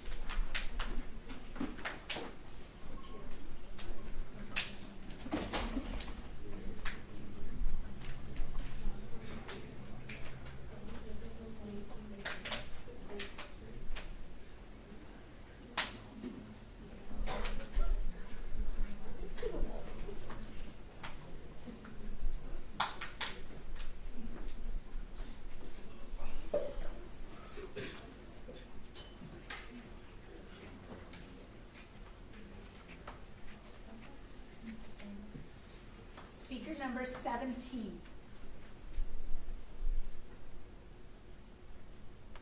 Let me tell you a story about a girl named, well, let's just call her Anna. Anna was a very smart, bubbly young girl who was active in all parts of her life. She had friends, she had loving parents, and she was doing well in school. All the way up to 5th grade. Once she was in 5th grade, she was introduced to this thing called a smartphone. Her parents thought it would be a good idea to get her one just in case they needed to get in contact with her if they ever need to. But, you know kids, smartphones are not just for that. Anna wanted to fit in and downloaded Instagram and TikTok, just for fun. As Anna grew older, 12 or 13, social media influenced her and she wanted to fit in. TikTok and Instagram, viral dances and filters took the place of studying and homework. The battle between being socially accepted, feeling confident, and getting schoolwork done was all complicated, throwing her in a downward spiral. Sound familiar? Have you ever felt like you wanted to get something off your chest, but you feel like you have no one to talk to or even trust? Well, you're not the only one. Hi, my name is Gabriela Stefania Nunez, and I'm a 7th grader at Miller Charter School. And today, I wanted to talk to you about a superpower that I think might help people all around the world. The amazing superpower of trust, more specifically in relation to middle schoolers' mental health. Now, let's see what can affect their mental health in the first place. There are 2 major contributors to middle schoolers' mental health: school and social media. First, social media. According to Mayo Clinic, social media can become a means to spread rumors or expose teens to cyberbullying, which can risk the cause of anxiety and depression. Additionally, the U.S. Surgeon General reported when asked about the impact of social media and their body image, 46% of kids aged 13 to 17 said that social media makes them feel worse. So many teens that use social media experience this negative effect that doesn't get enough attention. Sometimes we are wrapped up in our own use of social media that we don't see what really affects on how we feel and how we think. School can also be a contributor to middle school's mental health. Steven Zauter spoke a study that found 50% of middle school students feeling stressed over academics all the time. Also, COVID-19 took away a year and a half to properly learn in a classroom. So, I, like other students, didn't exactly learn how to do long division. According to a study done by Stanford and Harvard, students were not exempt from the pressure to maintain high grades while dealing with limited access to computers and the internet. Talk about stress. This is where the amazing superpower of trust comes in. If kids had someone they can trust, they would open up about what they're going through instead of keeping it all in. We literally need to be able to trust one another. However, this superpower of trust does not come easily. So many of us kids feel like if we open up to an adult, they might not respect our privacy, and they might go be telling a parent before just listening to us and giving us advice. This is what we need to be able to make these meaningful connections in order to avoid letting these stressors in life decrease our mental health. Now, solutions. First, we need to learn what trust feels like. At school, creating confidential clubs starting before or after school or during lunch. Trust Bunch, that gives students a safe place to talk about their problems, vent to each other about social medias they see, pressures at school, or anything else they want to talk about without feeling judged by one another. Parents can also build trust with us, but we need good role models. Ask us how we are doing and listen without judgment. How you respond is also important. Give us actual advice if we ask for it. Whatever we are telling you is a big deal to us, and we need your help navigating it. Finally, let us be independent. Now, I'm not saying let us do whatever we want, but I'm saying we need some freedom. Let us make mistakes and learn from them and catch us when we fall. Now, whatever happened to Anna? She spoke up to someone she trusted, her best friend. After hearing her best friend explain a hard situation she was dealing with, Anna felt like she could confide in her.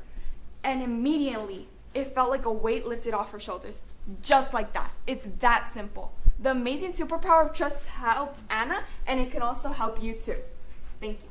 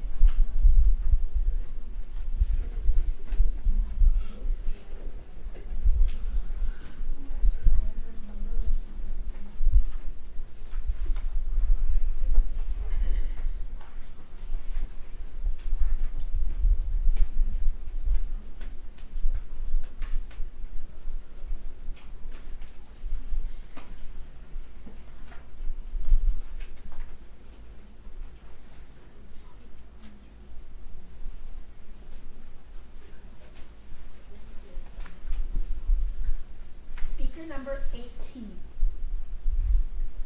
Hi, my name is Elijah Sentido, and today I want you to imagine a world where we have all tapped into our superpowers.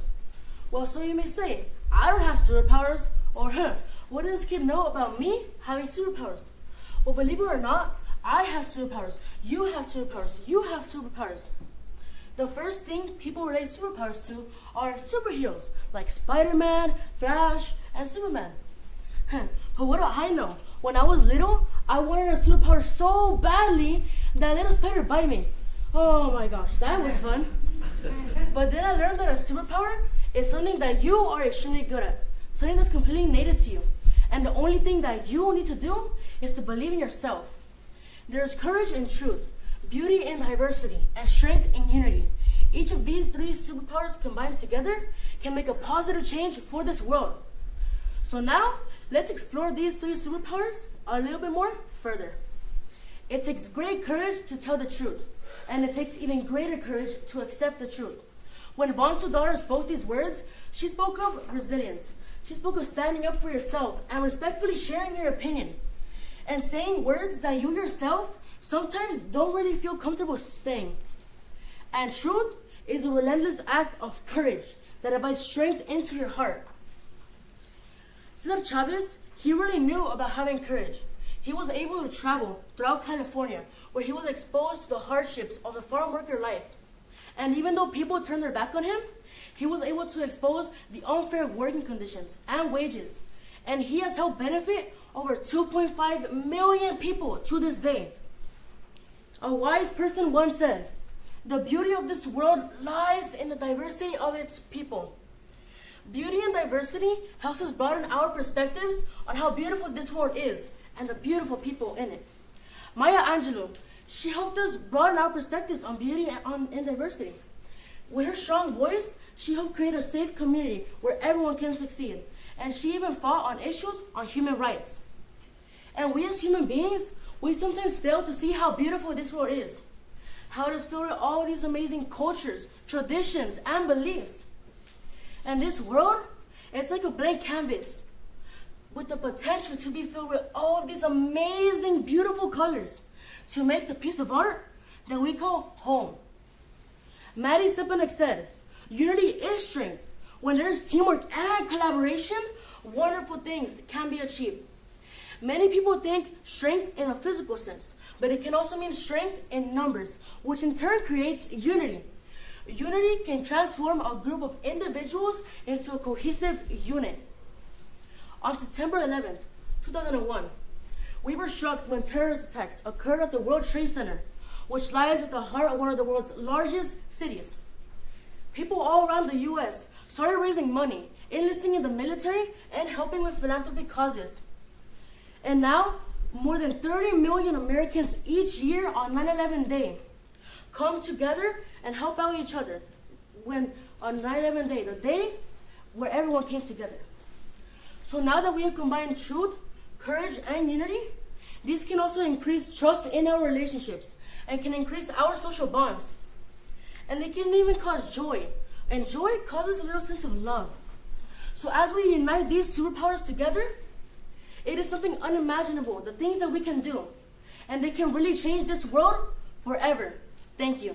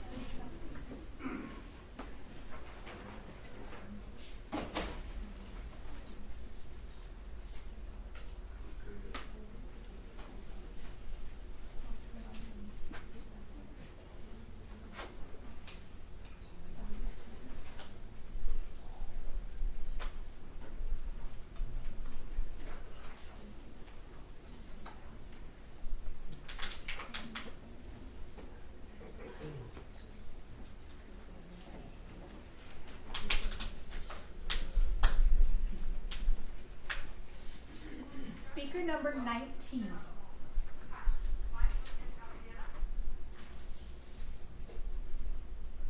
What is a superpower?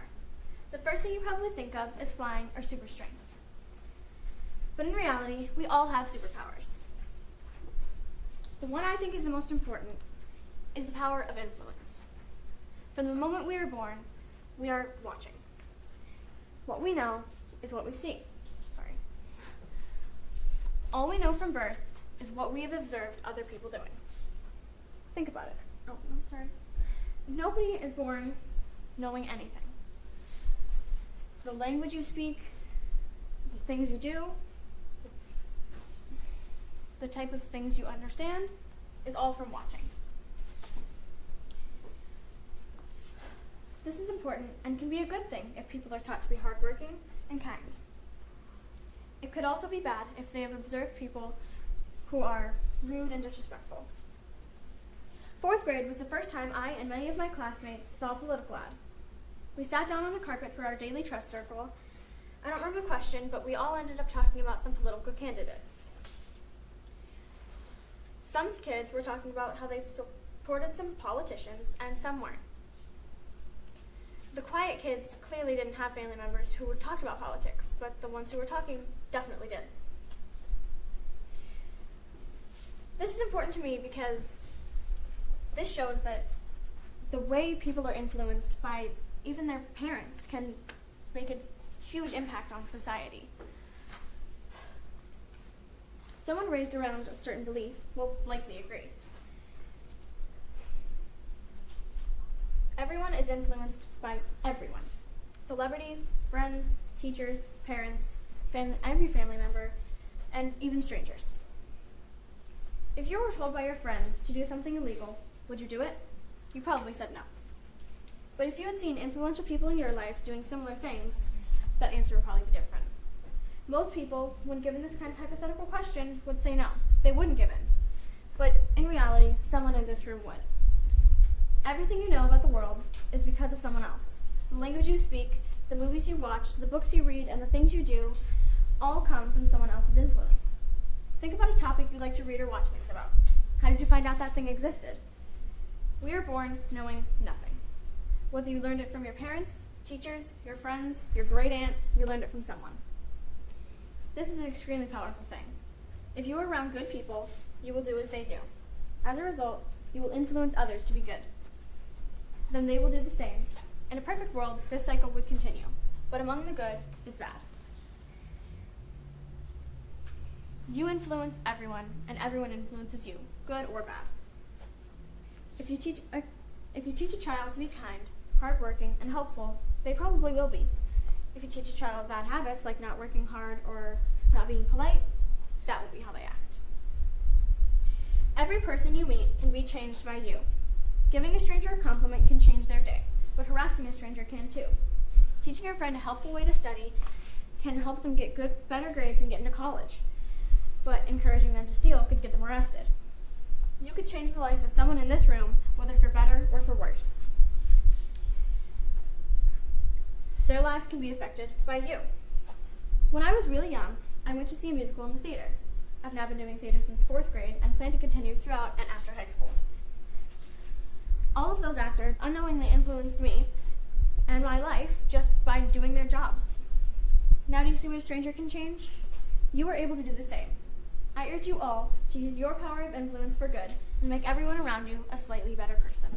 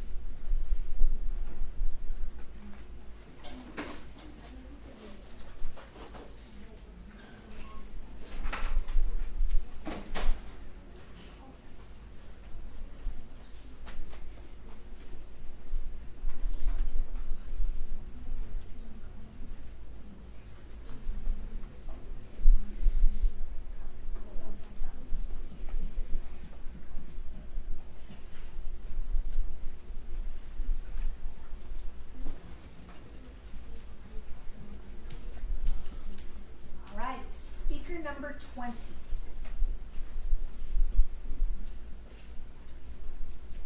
Superheroes, the all-powerful beings that battle the difficulties of the villains with their superpowers. For a century, these masked heroes have been idols for all, saving the day and showing off their extraordinary abilities. But what about us? How can we help save the world? And no, it's not by being struck by lightning or being bitten by a radioactive spider. It's by using something we already all possess: kindness. Just a compliment can brighten someone's day. I know I've had a huge self-esteem boost when someone compliments my shirt or my hair. So how can we use kindness to inspire a positive change? Well, I've broken it down into 3 steps. Step 1, start small. Ever heard of things like just a smile can brighten someone's day? Well, this is actually supported in science. A study performed in 2016 says when people stimulate a perceived facial expression, they partially activate the corresponding emotional state in themselves, which provides a basis for inferring the underlying emotion of the expression.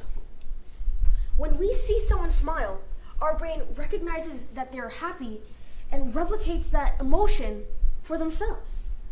Just smile and you'll already be spreading happiness to all those around you. If you want to take a leap, start giving compliments. You may think that it'll prove meaningless, but a Harvard Business School actually proves otherwise. It states compliment givers tend to believe the other person won't enjoy their interaction as they actually do. In fact, they often believe their exchange will probably make the person a little uncomfortable.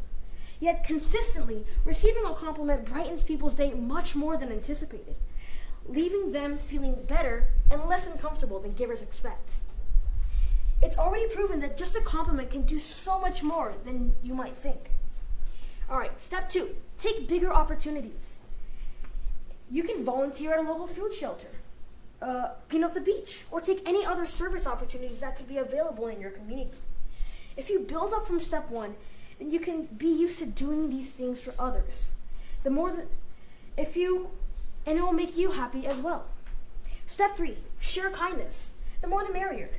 If you spread these ideas to others, it will allow them to spread kindness to others as well. One great example could be social media. This would oppose the negative comments left by others and introduce your positivity to the world. There are plenty of kindness pages that you can contribute to or even found. This would be an amazing positive change you can make just by giving compliments, smiling, or going online. To conclude, we all have superpowers that we already possess, kindness, and we can use it to change the world and those around us. If we all work together, then the dream of world cooperation could be achieved and we could all live peacefully. Thank you.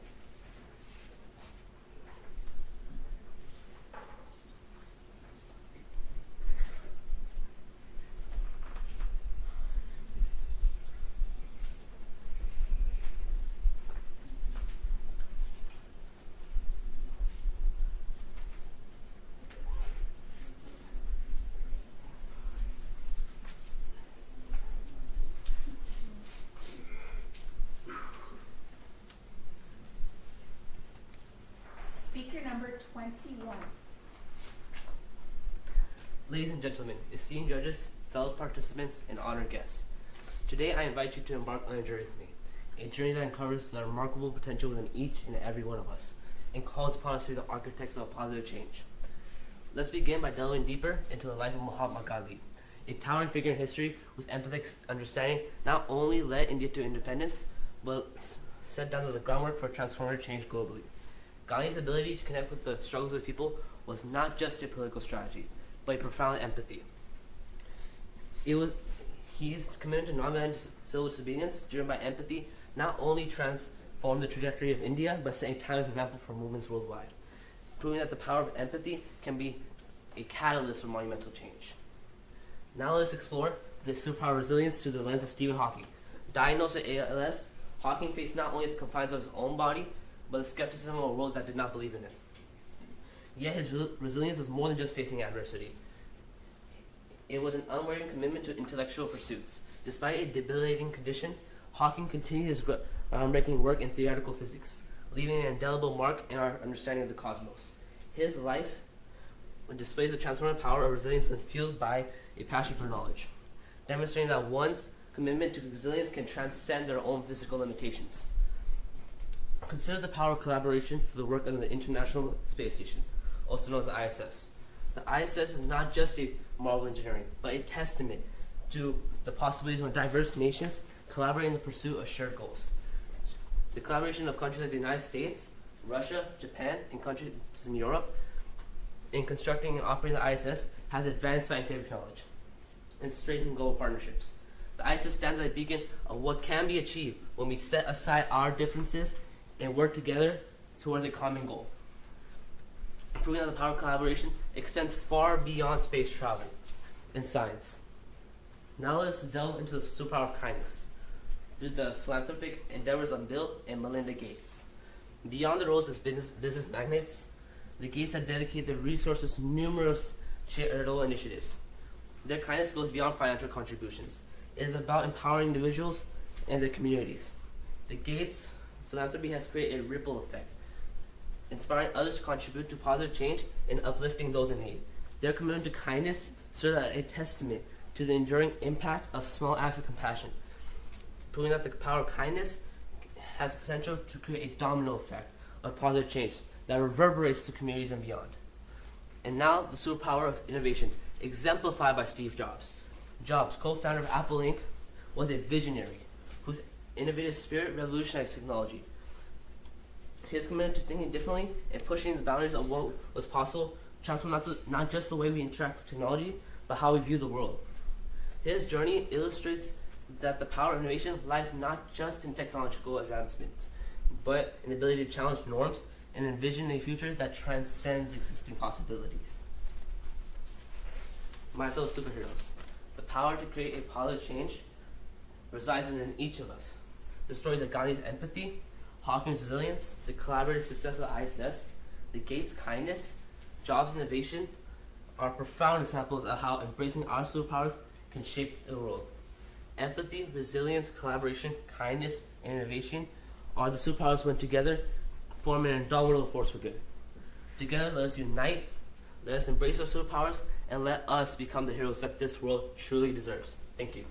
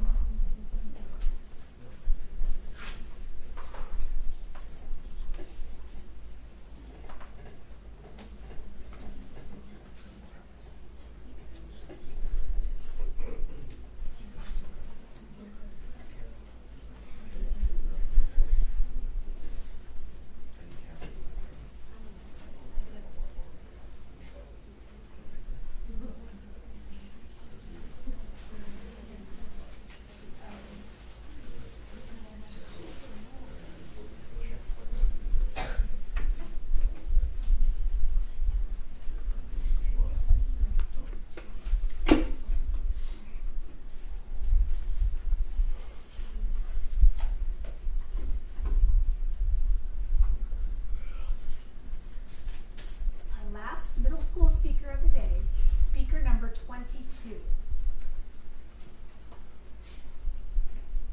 Education without values, as useful as it is, seems to make a man more of a clever devil.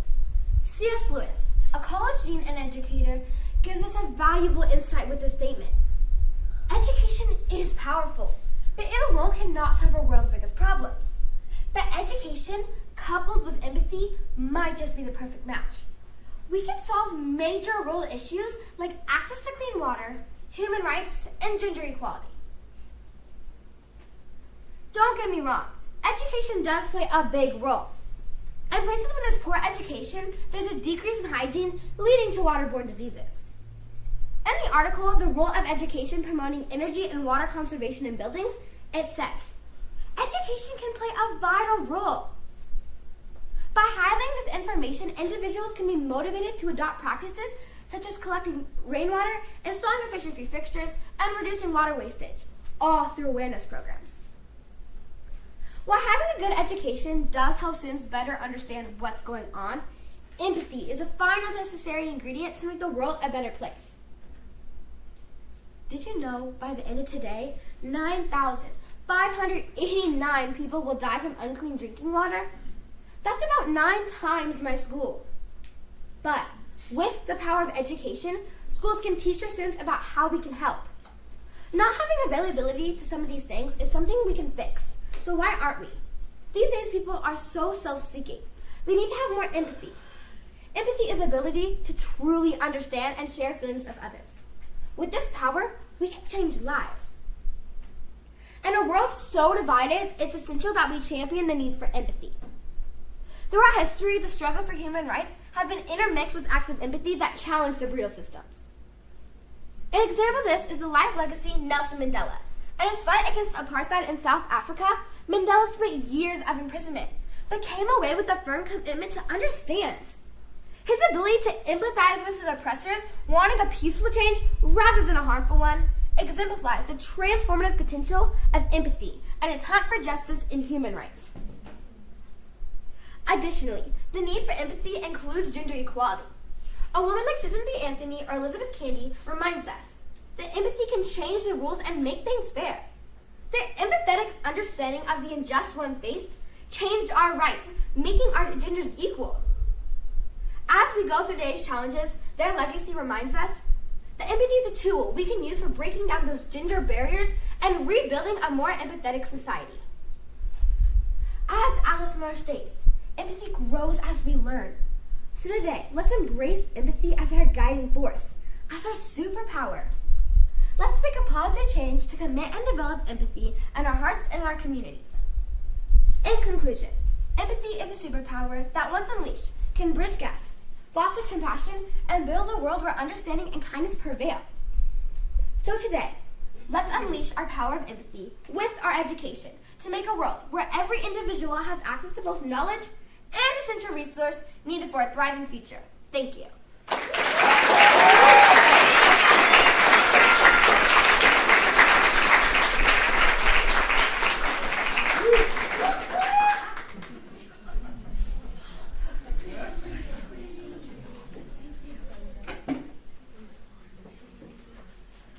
Well, we had incredible middle schoolers also, didn't we? So middle school students, can you please stand and face the audience?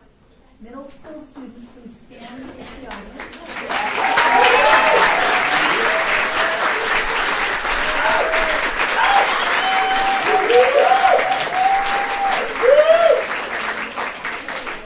Thank you.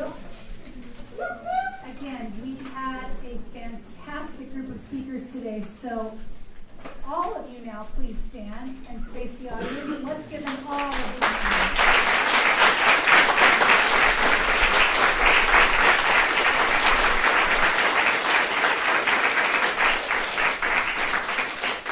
We are going to let them follow Ms. Castro in just a minute so you can get a snack and rest for a minute while the very, very difficult but important job of our judges starts in motion. So judges, you're going to be heading out this way as well to start your very hard work. And students, you're going to be heading out as well to go get a snack and breathe easy because you did such a fantastic job, and be proud of yourselves.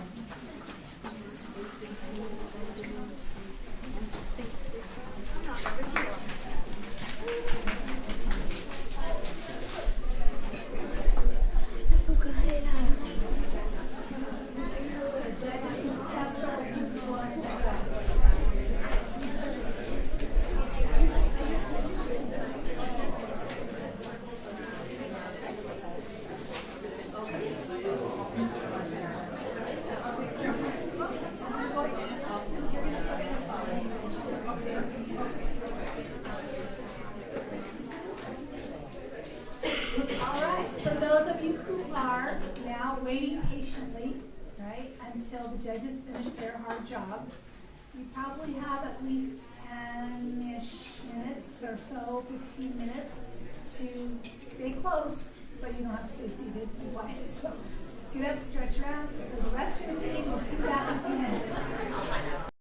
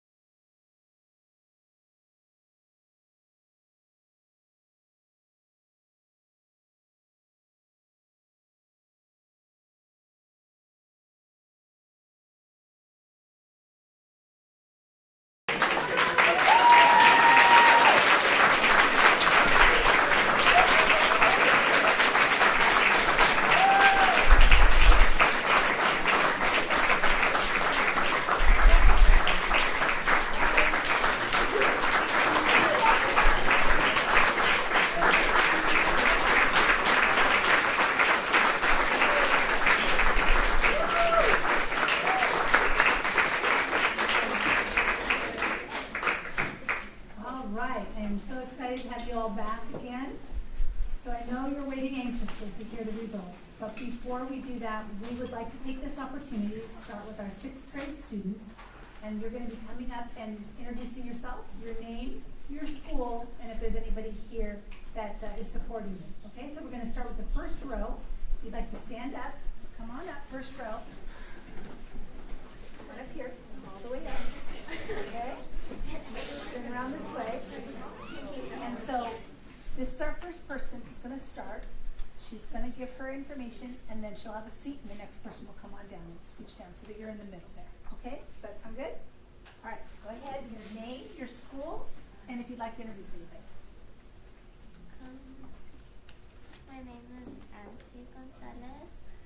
I'm from Penny Elementary. I'm a 6th grade student, and I'd like to thank my mom for helping me with my speech, and my teacher that's not here with me because he couldn't, for making me do it without no choice. And my dad and my 4-year-old brother. Okay, that's great. Thank you.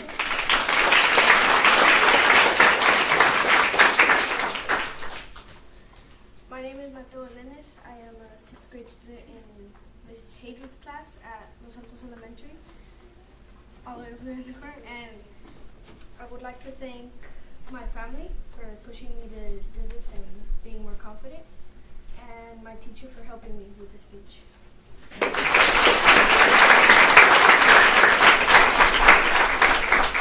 My name is Raylani Perez. I'm a 6th grade student at CBOCC Charter School. I would like to thank my mom and my dad who have been supporting me for the speech contest.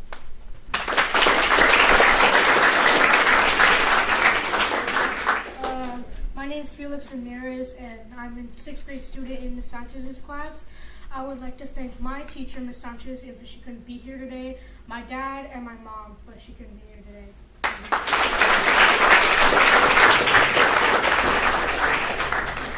Hi, my name is Diego Martinez, and I go to Hilltop Elementary, and I want to thank my dad, my mom, my brothers for always encouraging me to do the speech.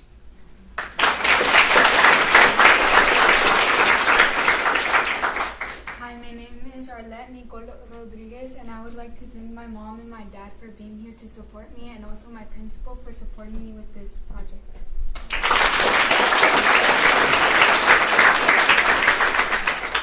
Hi, my name is Juliana Aguilar, and I'm a 6th grader at Miller Charter School, and I would like to thank Miss Mir for helping me get the knocks down on my speech, and Miss Jones for encouraging me, and Miss Luca for just being there.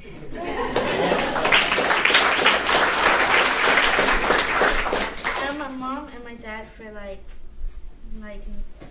not getting mad whenever I would ask to repeat my speech every few minutes.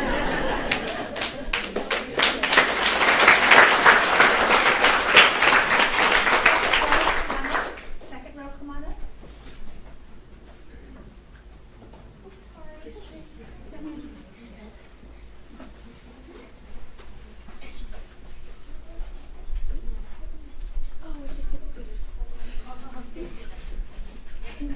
It's okay. Whether you're in the second row or if you want to all come together as middle school, that's fine too. You can finish 6th graders right now. That's fine. My name's Miranda Canales. I'm in 6th grade at Chula Elementary School, and I want to thank my parents for helping me, and I want to thank my teacher for pushing me to do great.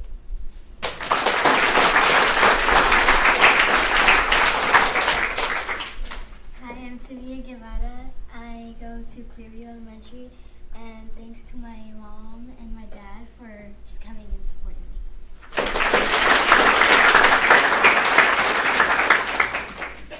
My name is Shayana Vorher Raymond. I'm in 6th grade, and I go to Casa Park Elementary. I would like to thank my parents for being here.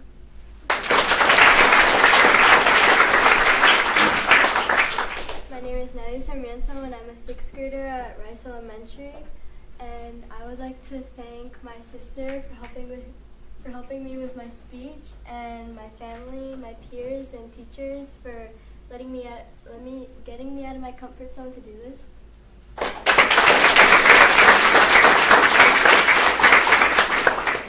Hello, my name is Alfonso Montalizarraga. I'd like to thank my mom, my dad, my grandpa, and my grandma, and I go to Montgomery.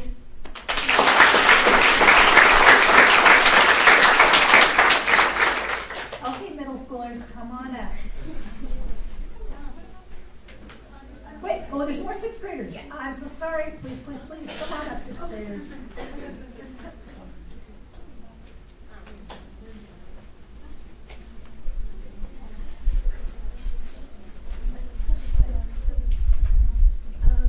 I would like to thank my parents for helping me with my speech, and also my friends, my teacher, and my parents for also helping me encouraging me to do this.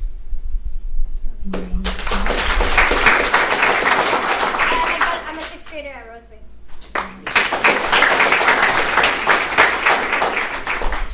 I'd like to thank my amazing mom for always supporting me and helping me with the speech, and my dad for being here, as well as my fourth grade teacher, who unfortunately I think has left, but she's been so amazing and was coming here to support. My name is Vista, and I'm at Hazel Ghost Cook Elementary. Hi, I'm Janice Loza. I'm a sixth grader from Vista Charter School, and I would like to thank my mom, my sister, my dad, my youth pastor and youth leaders, my friends, Miss Gallion, who's always there for everyone at any event, Miss Gabby, who helped me prepare for this event, and my teacher, Miss Villanueva, who left. But I'd like to thank her because she's always there helping and supporting every student. All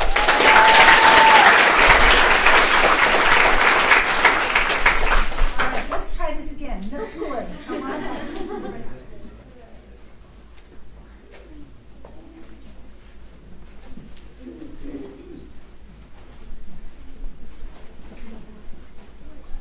Hi, my name is Gabriela Nunez, and I'm a 7th grader at Mila Charter School. And I would like to thank my mom for being here, and my dad, but he left, and my sister, and my amazing teacher, Miss Muir, that helped me throughout this whole speech, and my amazing teacher, Mr. Ramos. But he's not here today, but thank you.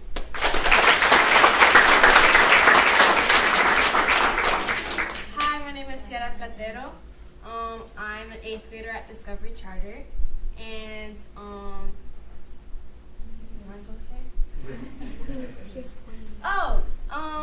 I just want to thank my mom and my dad, obviously, and then Miss Hernandez, who helped me throughout the speech, and then Max Branska, cause he's amazing, and my grandmas, and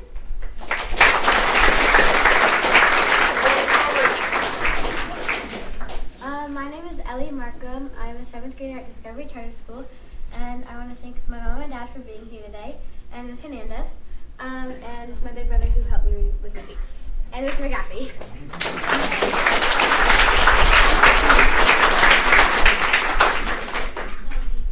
Hi, my name is Zachary Gisty. I'm a 7th grader at Vista Charter School. I'd like to thank my mom, my dad, and my siblings, and my teacher, Miss Griffith, Miss Gallion, for being here today and supporting me.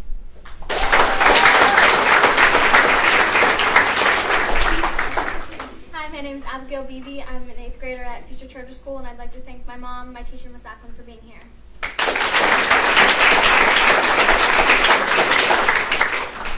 Hi, my name is Elijah Salcido.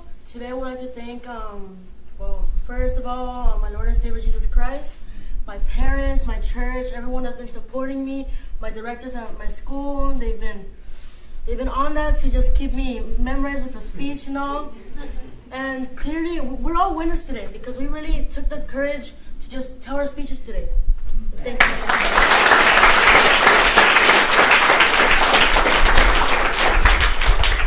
Hi, I'm AJ Ganji. I'm an 8th grader at Arroyo Vista Charter Middle School.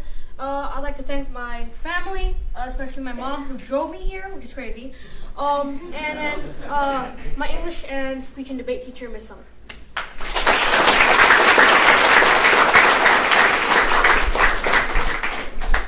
All right, thank you, you incredible speakers.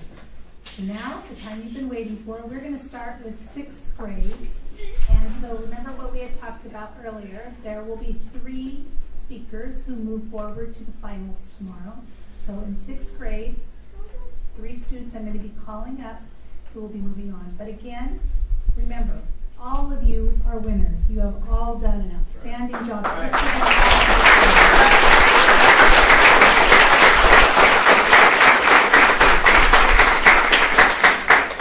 You're winners because you are here, and we are so proud of you and so proud of what you represent in Chula Vista, right? So please, please, please remember that. All right, so for 6th grade, I would like to call up 3rd place, Miranda Canales.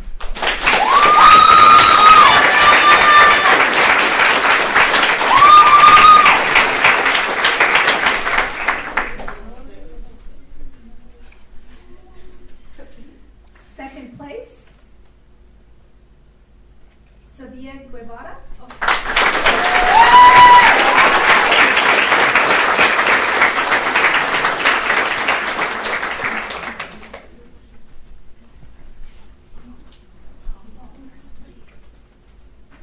And first place for 6th grade is Alfonso Montalazar.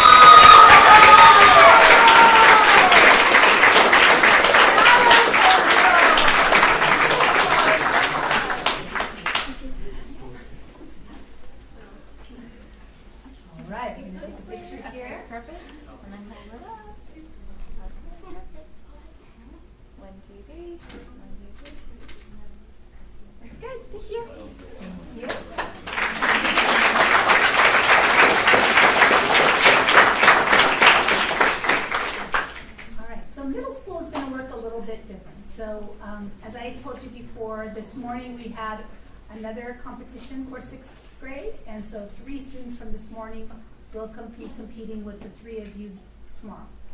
For middle school, it was just this afternoon. So we are moving forward 4 speakers to the finals tomorrow who will be competing against each other. So remember, middle school, it's not 7th graders and 8th graders, it's all middle school together. So 4 speakers will be moving forward tomorrow. Okay? So, our 4th place winner today is Elijah Salcido.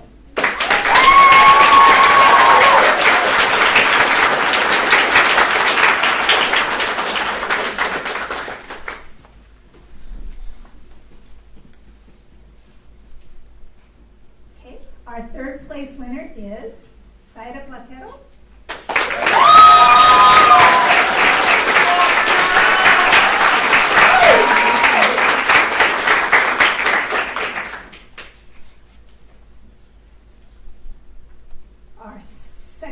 Winner is Gabriela Nunez.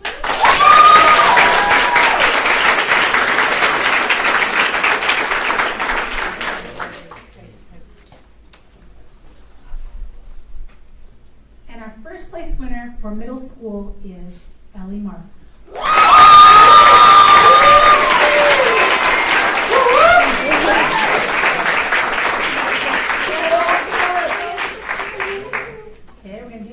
Taking here now, so hold on just one minute, everyone. You all scoot that way, yeah, exactly.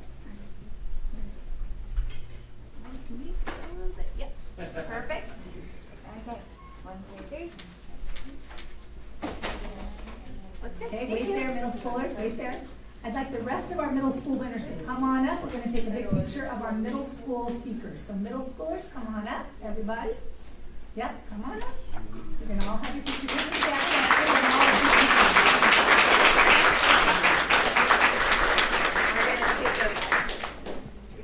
Keep going. I'll tell you when. When. Perfect. Alrighty. 1, 2, 3. 1, 2, 3. Good. Okay, again, let's give it a big hand for our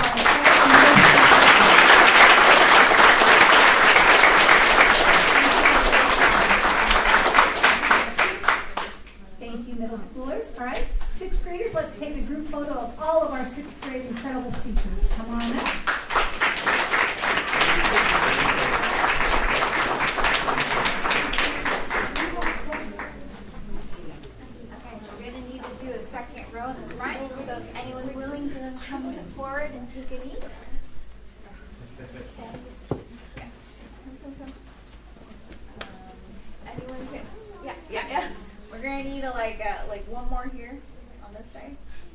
Thank you. Respect. Alrighty. 1, 2, we're gonna do a few. Don't play. Okay, thank you.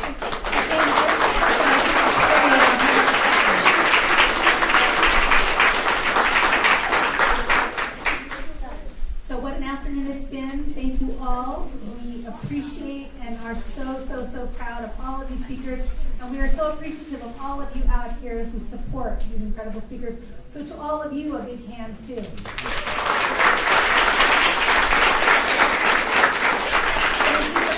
Joining us today, and we are going to see some of you back tomorrow morning for our finals here at 8 o'clock in room C. Thank you.